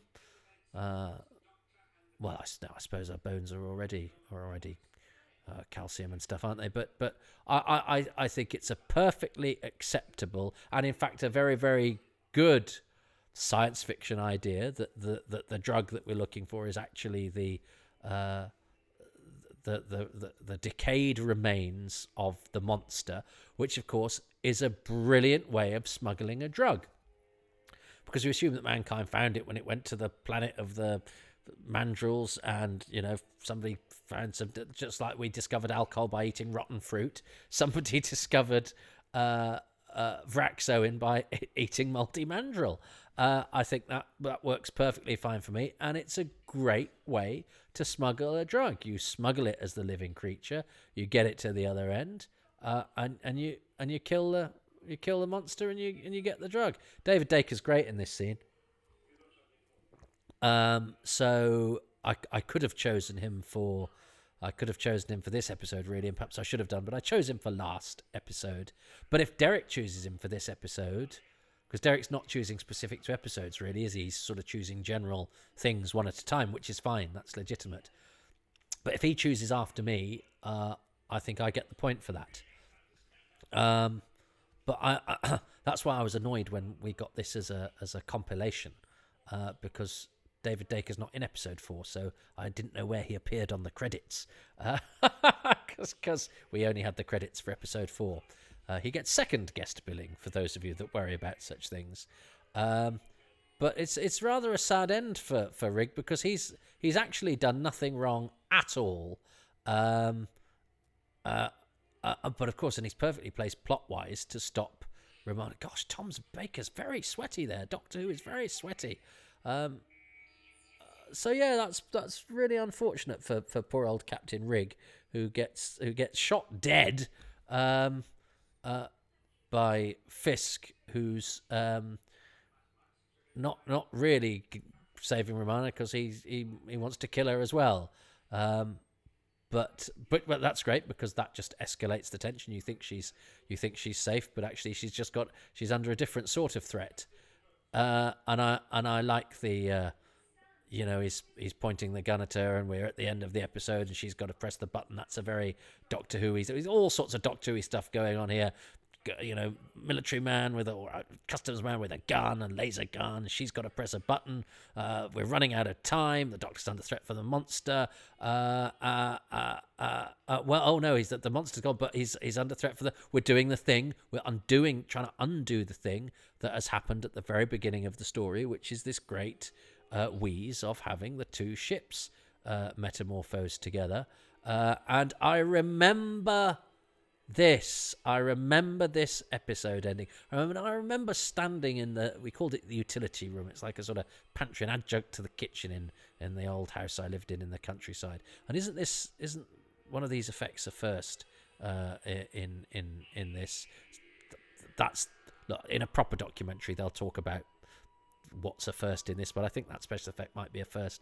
And I remember that I didn't really understand the complexities of the story, but I knew that the ships were being pulled apart, and that I got the idea that the Doctor was sort of torn between one and the other. And I remember that image. That's a great image of the Doctor. It looks like he's sort of being rent asunder, because the ships are being sort of separated, and the Doctor's sort of in the void between the two. Again, without really understanding the science of it, I totally got the jeopardy. And I think that's great. Are you listening? Are you a season 17 hater? Have we got over our hatred for season 17? I know it's stylistically. I'll be honest. I don't think season 17 is as good as the Holmes Hinchcliffe stuff. I don't think it's a good quality of product. The production values aren't as good. I think the tone of the Hinchcliffe Holmes stuff is absolutely perfect, and I think the key to time sort of balances its humor slightly better than season 17. I think it does go a little bit too wayward, and yet there are some of the humor in this is fantastic, and Douglas Adams' presence is very, very welcome. I think the fact that it's coupled with occasionally production values that are struggling, and a Tom Baker who is clearly feels he wants to push it as far as he possibly can. I think the critical mass that is reached, I think there's perhaps too many elements that are slightly wayward. That means I can understand why perhaps season 17 is felt to be part of a decline, and Doctor Who goes into a totally different direction for season 18. I love season 18. I found season 18 a little bit, beige is the wrong word, but a little bit prosaic at the time. I still loved it because it was Doctor Who, but I think I loved this more. This was more frightening and exciting. It was all a bit mathematic and ponderous music for me, season 18. I love season 18 now. And I'm just talking about my memories as a kid. I went from being, the biggest Doctor Who fan in the world to slightly disappointed by Doctor Who quite quickly, because I'd got into the past, and the past was unreachable, whereas the present was there. Where's the excitement in that? I mean, it was still the best thing on telly and my favourite programme. But extraordinary, isn't it, how we can go to be slightly disappointed with what we've got almost immediately. But I think season 17 is much more highly regarded now. But I think, like the Gunfighters and various things, I think it has a hangover of a reputation it will never quite escape. I mean, I know some people who absolutely love it, which is why I would also say, yeah, but I think, objectively, I couldn't say it is better than the previous seasons. Although, it is terribly entertaining, and I think this is great. I'm really enjoying this. I'm aware that I'm talking all the way through it though, as well. But I think it's fun, and it's certainly not dull, and it's brimming with ideas. So, what's my favourite thing about episode 3? Well, it's got to be the confluence of the idea that the drug of Vraxoin is the petrified remains of the monster, which brings in that great idea. It's a great science fiction idea, but also it's a great way of smuggling the drug. That's so clever, and the fact that it's rendered through an excellent special effect. So that sequence, but also it's the presence of that idea in the plot. That is my thing for episode 3. What has Derek chosen now? He just seems to be choosing different elements of the story one by one, which is fine, perfectly legitimate. But that means if he chooses something that I've already chosen, I do get a point. So I'm living in hope that he might pick something that I've already picked. Let's see. The third thing I liked about this was the scientific notions behind it. You had a drug so potent, so dangerous, that they destroyed the planet where the original source of it was from. You have creatures that break down into this monstrously addictive drug. You have transdimensional storage spaces for endangered species. You have two ships phased together, locked molecularly because one of them came out of hyperspace too soon. All of these high-tech ideas that drove the story were just so far ahead of its time, I think. Well, now there you go. Now he's been very clever, of course, because he's in one fell swoop he's chosen two of the things that I've chosen. So I don't know how that works. I might need to get the commentary ombudsman in to to adjudicate, because I have well, that means I guess that I've taken 2 goes to wipe out one of his. So I get a point, but it's taken me 2 potential points to get that point. I guess that's the way it is. But yes, I'd forgotten about it. Of course, they destroyed. Yeah, they would destroy the planet to get to wipe out all trace of the Vrax. But yes, it is. I could have, if I'd been sensible, because I'd got in the back of my head to choose the CET machine next week, which I'm now not going to be able to do. Of course, I've got to choose two things next time: my thing for episode 4 and the bonus thing. So there's still a chance if I choose two things and Derek and Derek and they're the same as Derek's, or Derek chooses two things that I've already chosen. So I'm living in hope. I'm not doomed like some Vrax snorting miscreant. But yeah, I think Derek and I are on the same page there. This is a really imaginative. Hats off to Bob Baker. It's a really imaginative use of Doctor Who's format. It's a story of monsters on a spaceship, people trapped on a spaceship with deadly monsters that kill people, which is great, familiar Doctor Who stuff. It's got a jungle that's got deadly tentacles and things and green spurting goo and, shadows where things with claws attack you. Great Doctor Who-y stuff. But it's also got ideas at its core that are unique to this story and make this story hugely recommended in that regard. And if your taste for Doctor Who is the slightly broader performances and the slightly more anarchic style of the central character fully unleashed, then this is a heady brew for you. If you're slightly queasier about arch performances and undergraduate humour and tongue-in-cheek style, I still think you can applaud the notions at its core. So I'm not having a nightmare on Eden. I'm having a lovely little daydream. But it is actually... and the title's clever as well, isn't it? Because Eden, of course, is paradise. And we'll get on to the name Eden next week, because there's a nice little gag, a casting gag, my favourite. But let us not anticipate what's going to happen next week, because that is the end of episode 3 of Nightmare of Eden. Well, welcome back. It is episode 4 of Nightmare of Eden. Will you be able to keep awake during it? You don't stay awake during a nightmare, do you? My friend Derek O'Brien has so far chosen 3 things. We have one more and a bonus to get to at the end.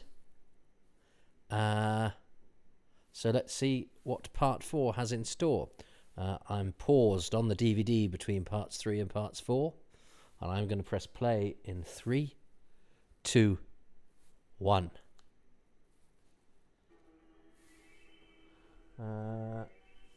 And so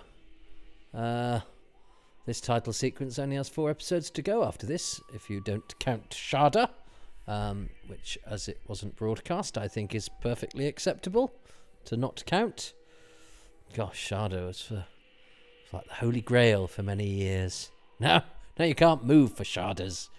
Bob Baker's only solo credit for Doctor Who. Now, I think some of Nightmare of Eden's bad reputation comes, as well as the odd sort of comic tone. Much of it comes from this episode, I would say.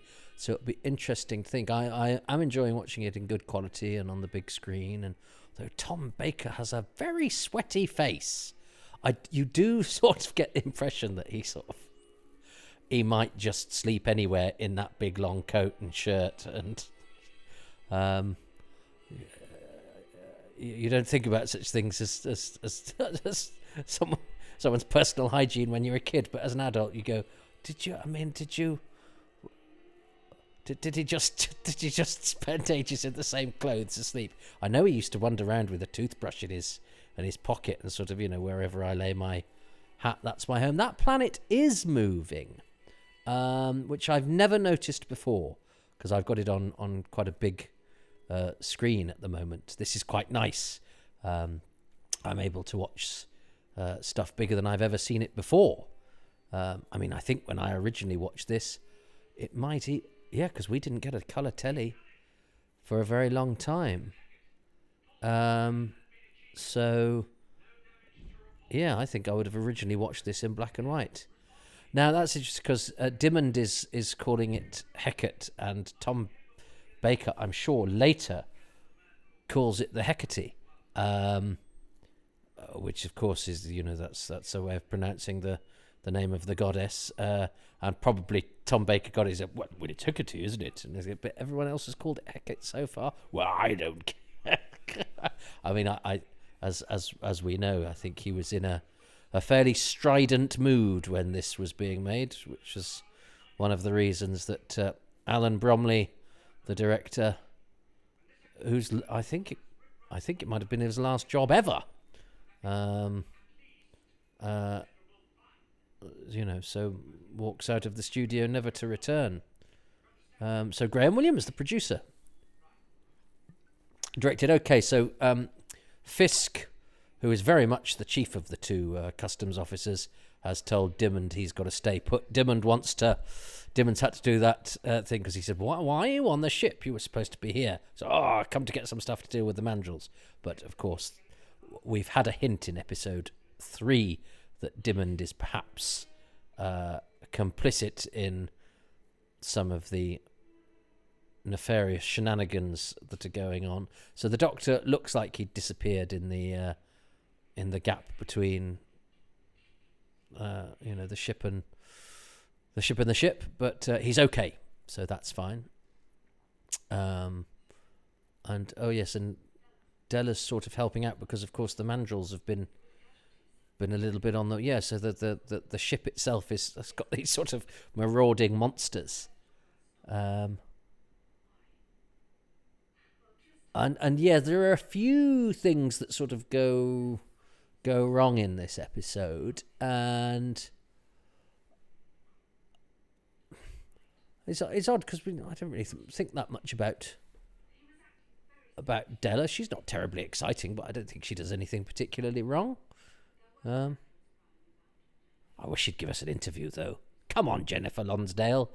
As I say, I think she's some dignitary's wife now. I think she's posh. But that's all right. Tracy Louise Ward from Time Lash is posh. Lots of posh people have passed through Doctor Who. Nothing wrong with being posh. Doesn't mean you don't have to talk about your days. I'm sure she's got better things to do than talk to people about Nightmare of Eden. It would just be nice. But partially because so much of it is shrouded in mystery as to, it's not... I mean, I know a couple of people have talked about Tom Baker and Alan Bromley, not being simpatico, but not enough contributors have really sort of given testimony that we've got a picture that quite satisfies me, I would say. So this is interesting. So we're in episode 4, and solving the mystery of Stott because, of course, she loves him. But this is an odd way to begin the climactic episode, where you've had a big bit of dialogue between Fisk and Dimmond, and then a big bit of dialogue between Romana and Della, and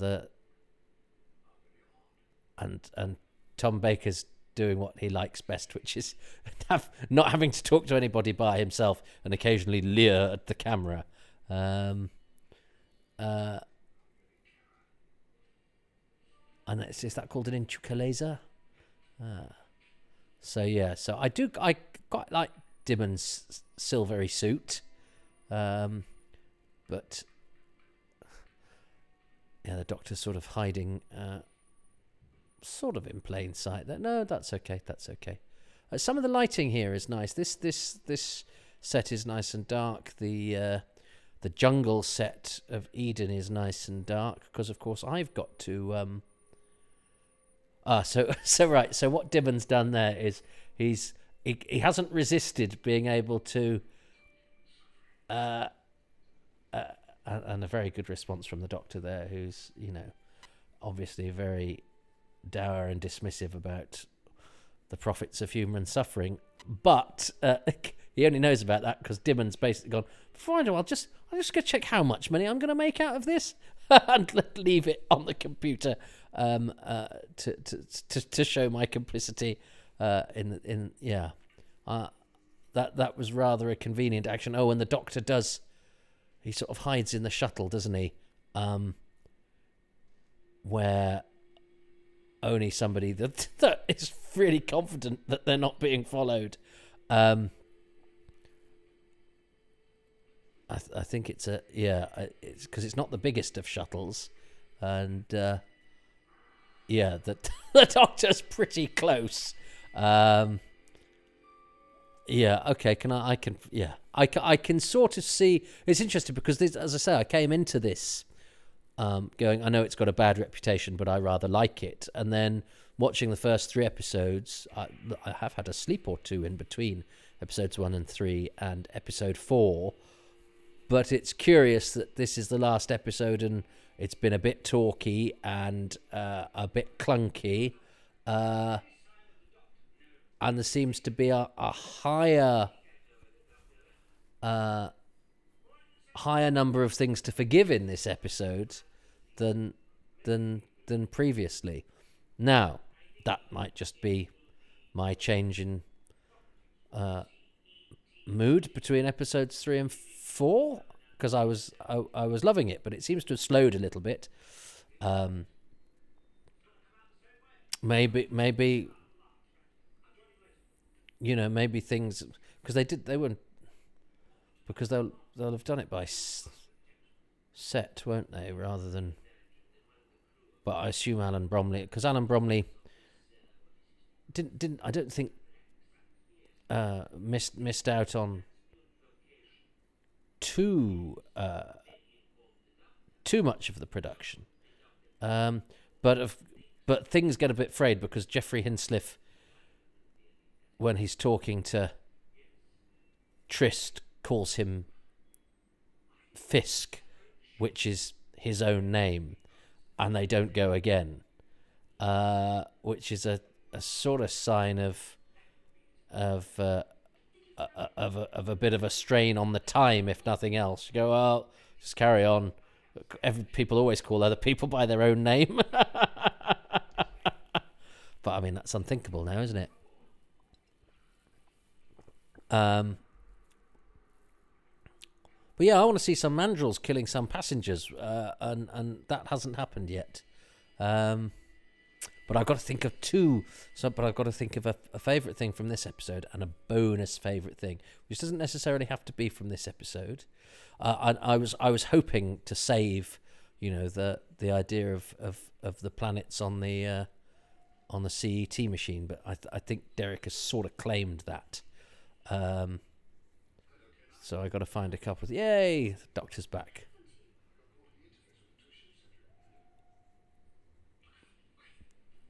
Oh, now I love it when K9 shoots people. I don't know why. It's just a big childhood memory of mine. It's all very slow, though, isn't it? Just in terms of the pacing and the staging. Although, here's a nice wheeze. This actor is called Eden Phillips. So, do you think there was a casting call went out and he just went, well, I'm going to write in and go, look, come on, I won't be a nightmare, and if it's called Nightmare of Eden, you've got to give me the job. I don't know anything about him. As I say, we probably did look when we were doing the DVD commentary, because I know we were looking for mandrels, because we tried one of them was called Jan Merzanovsky, who was also in the Quatermass, the final Quatermass series, who we worked out must have been very old by that point, and I think we found his son. I don't know if we got as far as him. For some reason, I didn't know about Rob Goodman at that point, who's had a brilliant career as an actor, but was also a prolific extra. But and I only know Rob because he knows another comedian called Andrew O'Neill, and they're all into magic and all that. So Andrew put me in touch with Rob. But this was way after we'd done the DVD for this, and then Rob got cast in Listen after I'd interviewed him about being a mandrel, amongst other things. And he's had great parts in all sorts. Rob, he's been in Ripper Street and League of Extraordinary Gentlemen. After he made the decision to stop being extra and just do featured acting work, and he made the transition, which is not as easy as you would think. So Eden Phillips is now been killed. As I said, I don't know anything about him. They're very frayed, aren't they, the Mandrels? Although I do like the costumes, the faces and the eyes and everything.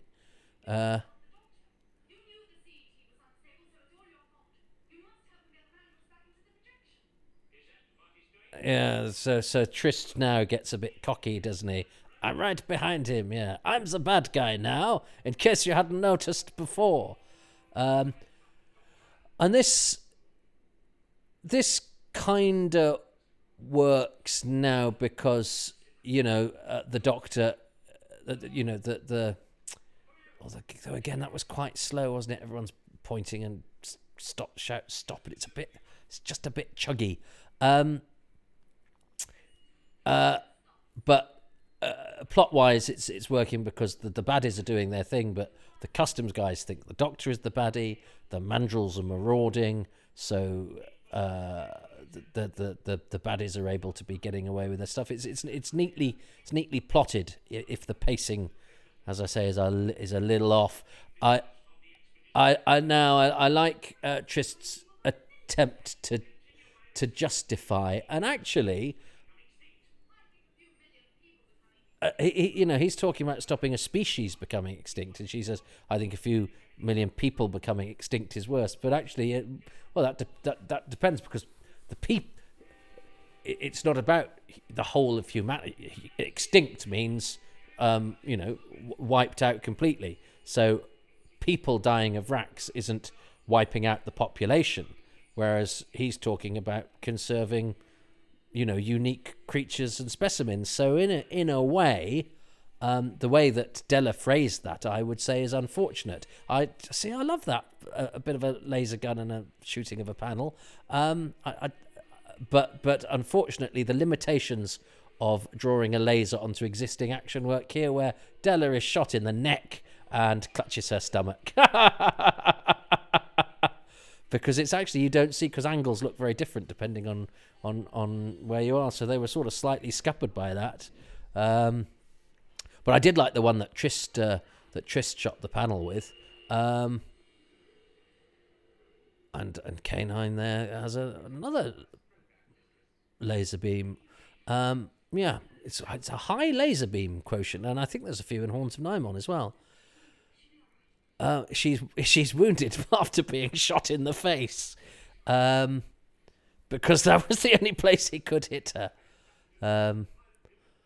You can see why in some stories instead they just go for a gun that lights up at the end, because then you don't have to rationalise the direction the actor is pointing and the camera angle and all sorts of things, because you have to line up, a number of different things to get them right.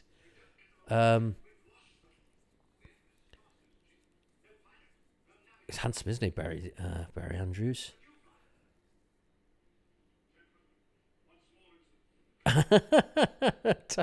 I do like the way that Tom Baker's Doctor just sort of wanders into places with supreme confidence, usually to then be disappointed. And he is a bit wayward, and there's going to be rather a famous wayward moment coming later. But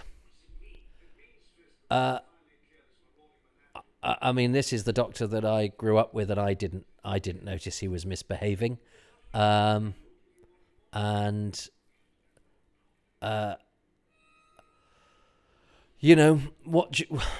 it's a payoff, isn't it? You get a mercurial, unpredictable actor. Sometimes he's going to behave unpredictably, and when he's on song, he is so good, and he's so naturally good. He's so naturally the Doctor. They're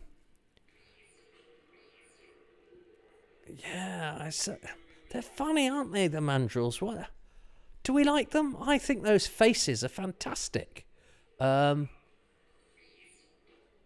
It's just the lack of bendy arms, the fact that you can see they're coming apart at the seams, and the fact that they've got flared legs.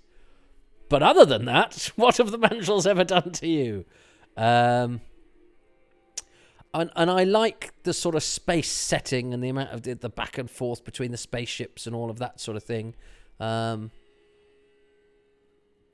that's something Doctor Who often forgot to do for periods of being a sort of, set in space. Because it's so fond of being on Earth, and for all the reasons that we know, and it does good historical drama in 20th century Earth with the Yeti on the loo in Tooting Bec. But it's fun to go to a spaceship and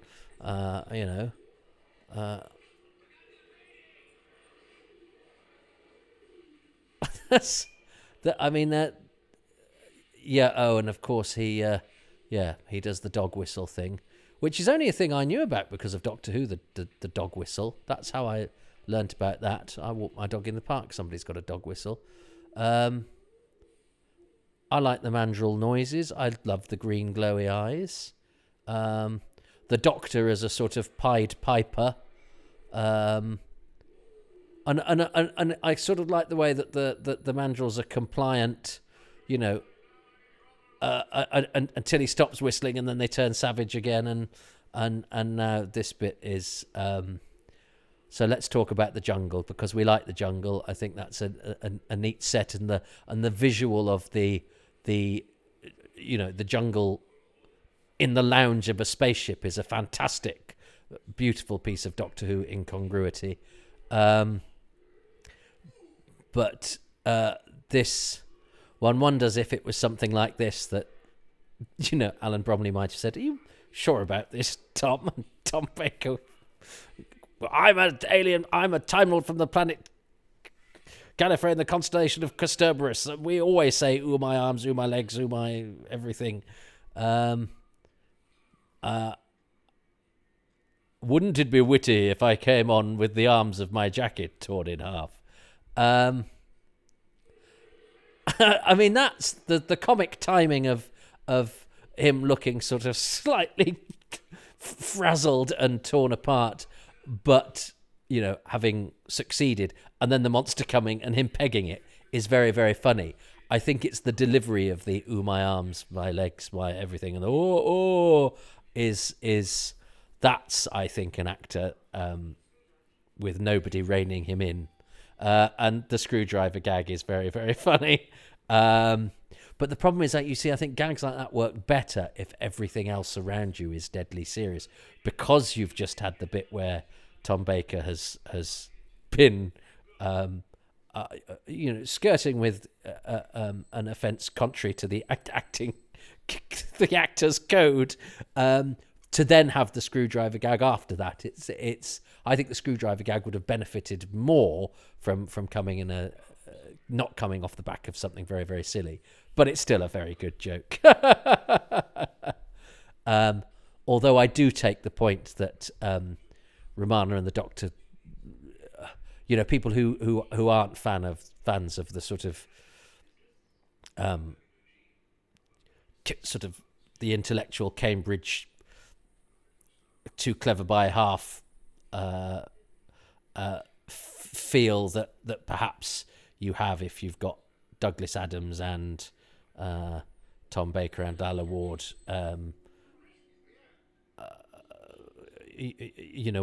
all mixed together. But I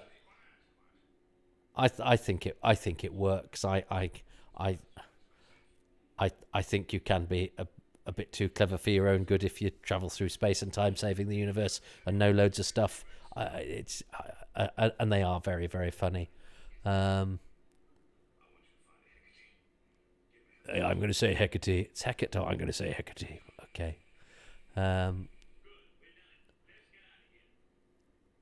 And he's he's in full villain mode now. Louis Fiander, having sort of been playing I'm a bit dirty scientist, is now going, now I'm the villain. So there.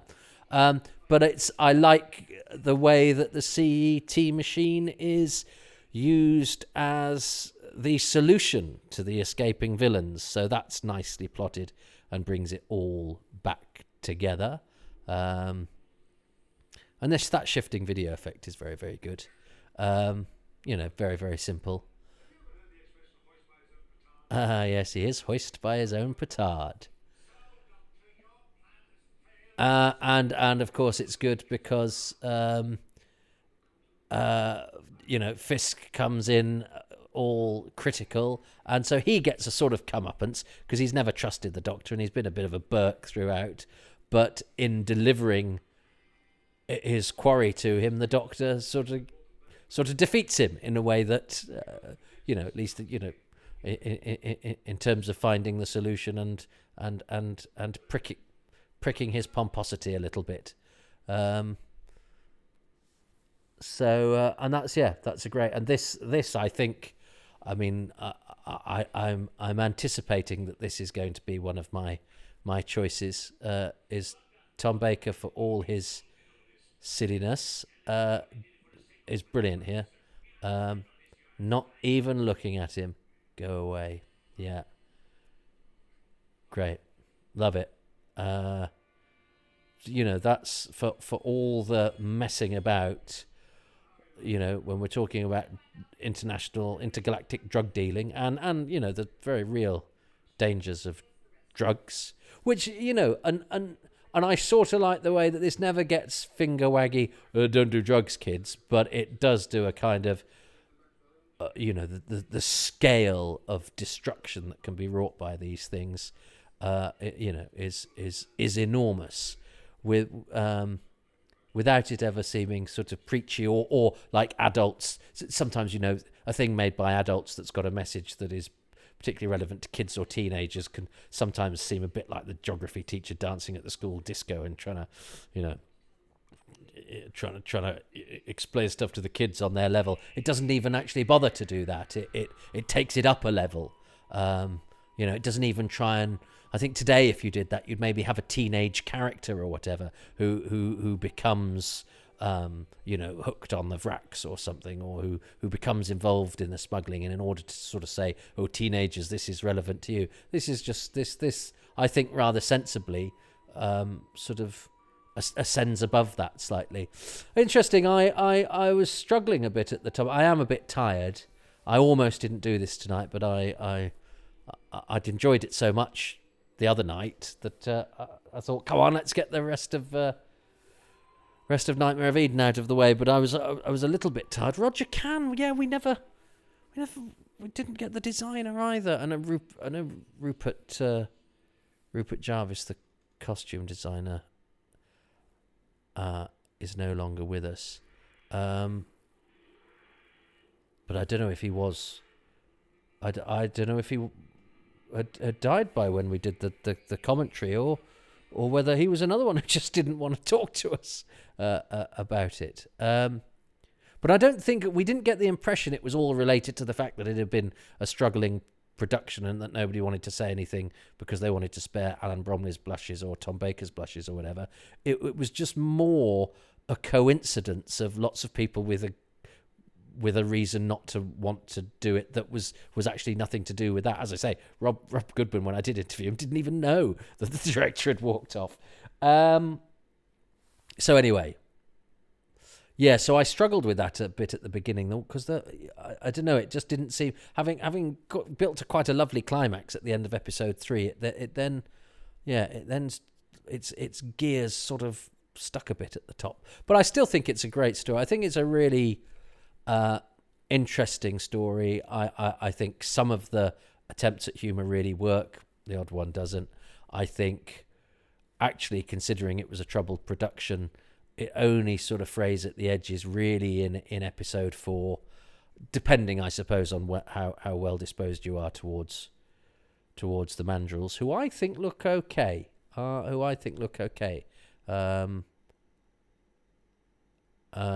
So my thing for episode 4 is Tom Baker's reaction to Trist when Trist tries to justify drug smuggling and Doctor Who just goes, I'm not even going to look at you. And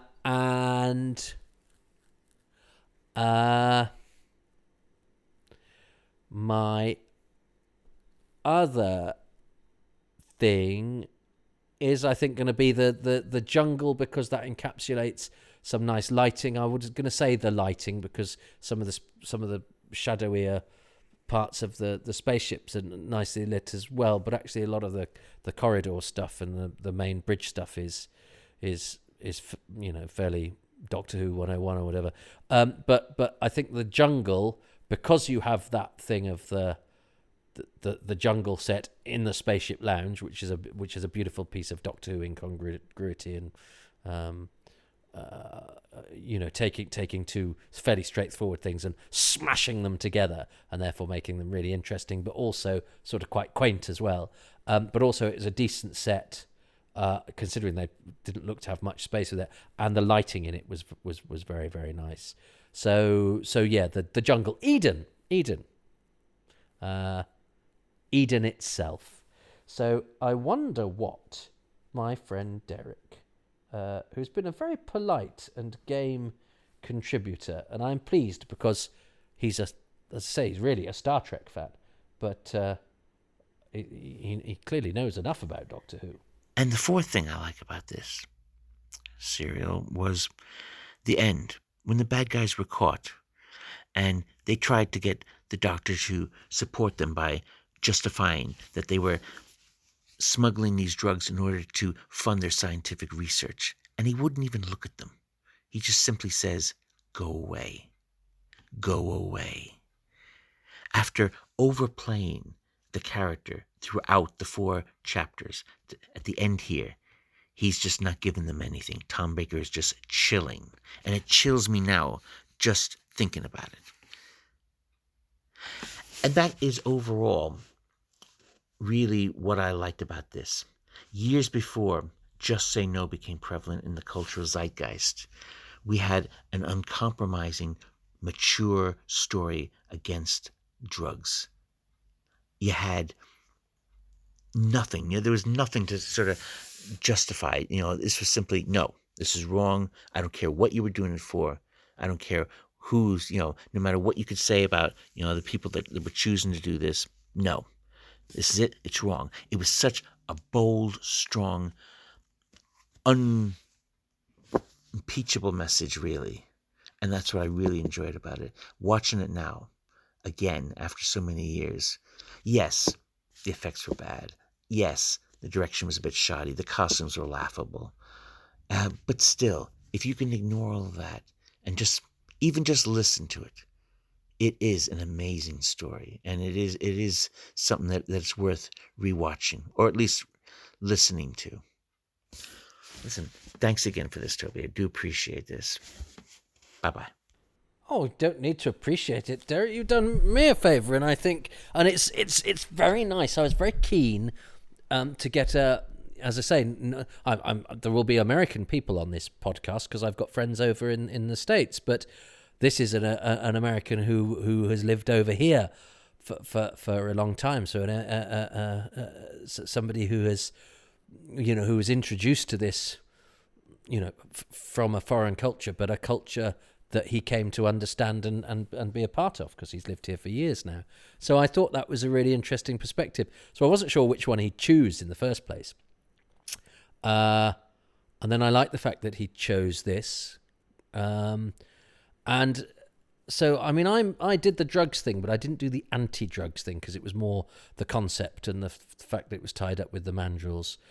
Although I did mention the anti-drugs thing and how effective I thought it was, I don't think that counts that I chose it. So that was his overall thing. So he chose the same thing as me for episode 4, but his overall thing, even though I alluded to it and I sort of touched on it in episode 3, I don't think that really counts. So I haven't won again. So I think Derek, if he wants, is legally allowed to have me killed. So there we go. So that's what happens when you dabble in drugs, kids. You get into all sorts of trouble. So I'm sorry if I think I started this commentary a little tired and also a little. I was sort of waiting for the episode to kick in and to keep pointing out things that were wrong with it. But I do overall, and Derek was a very eloquent advocate, and I think he's right. And I know this is a story that is seen as being at the sort of fag end of Tom Baker's era before the slightly late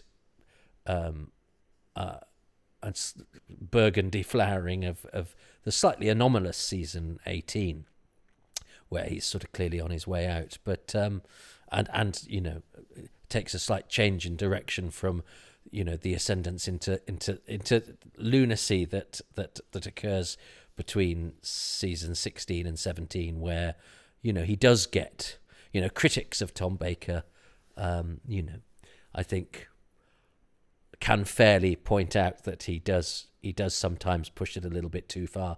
And this story is one of those occasions with the oh my, that was the oh my arms, oh my legs, oh my everything, was not going to be a favourite moment that I chose. And yet the go away is as good as anything any Doctor does anywhere ever. So, you know, do you want that?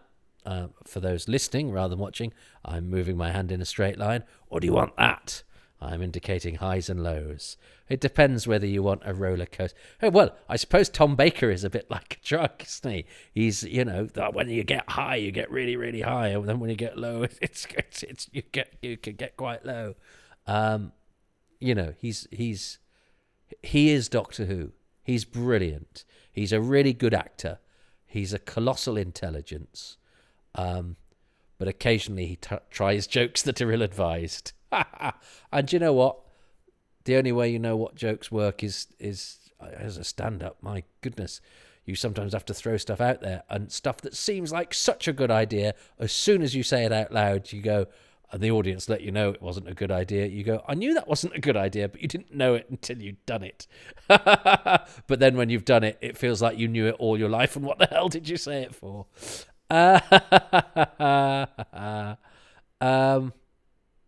And I don't know, it's a comforting, it looks comfortable to me. It looks like the Doctor Who I grew up with, because it is.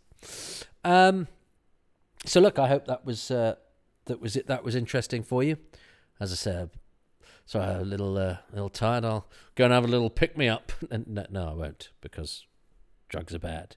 So if anyone asks you to do any between now and the next happy times and places, just say no. Right. I'm going to go to bed now. Don't have nightmares on or off anywhere. Thanks for listening. Goodbye.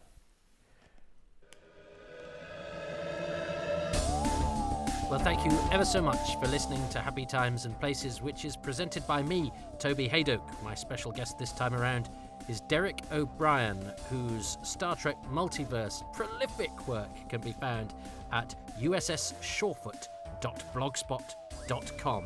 Do check that out. I'm very, very grateful to Derek and to the patrons of this podcast, who include James Blackett, Robin Bland, Kyle Bors, David Brody, Nigel Bromley, Hugh Buchtman, Anthony Carroll, Phil Chapman, Ralph Chilton, Susan Christian, Steve Churchill, Mark Clues, Graham Cluley, Charles Coppin, Simon Colling, Paul Cornaghi, Martin Cook, Matt Corner, Paul Cornell, Leslie Coots, Peter Crocker, Philip Craggs, Lee Kremin, Dave Curran, Paul Philip Dahlgren, Matt Dale, Rob Dawson, Chris Davis, Hugh Davis, Robert Davis, and on that three Davises, I'll say the music was by Dave Gates and the artwork by Dylan Patterson.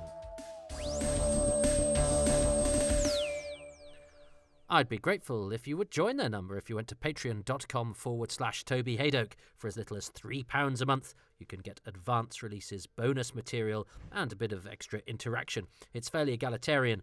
The most of the stuff is available at the lowest tier, which is the £3 a month, and you can actually get 10% off that, and indeed every tier, if you sign up for a year.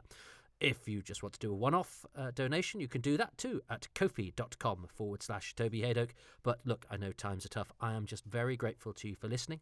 If you could spread the word, that would help. If you have Doctor Who fan friends who are unaware of this stuff, and you could make the internet even more aware too by going to iTunes or wherever you get your podcasts and giving these a 5-star ratings really, really help, and the odd line of review to separate these from the very crowded dance floor where all the Doctor Who related podcasts are jigging about, vying for the attention of passing Doctor Who fans. I was going to say anarchists. No, I wasn't. I was going to say anoraks, because I'm very self-deprecating. But that could then sound like I was insulting Doctor Who fans. you lot, which I'm not. Any insult aimed at a Doctor Who fan is purely me looking in the mirror, and I'm sure the rest of you are perfectly straightforward people who are very well turned out and not over keen on having things done in exactly a certain way and being very cross if they're not. That's just me. No other Doctor Who fan is like that. So when I make jokes of that kind, it's purely me I'm having a go at, and you're quite normal. Unless you're cross now, in which case that's the point.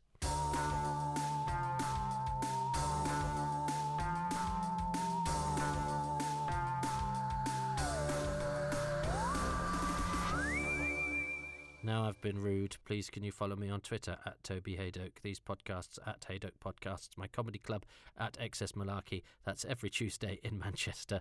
Why don't you come along to that? I can insult everybody a bit more. Or it's on line on twitch.tv/Excess Malarkey on the first Sunday of every month. I love you all. I love anoraks. I actually love an anorak because they're lightweight, so they're not too hot and stuffy. And they're waterproof, so they stop you getting wet. What's wrong with an anorak? You're just describing an article of clothing worn by actually very sensible people who have to find love in different ways. And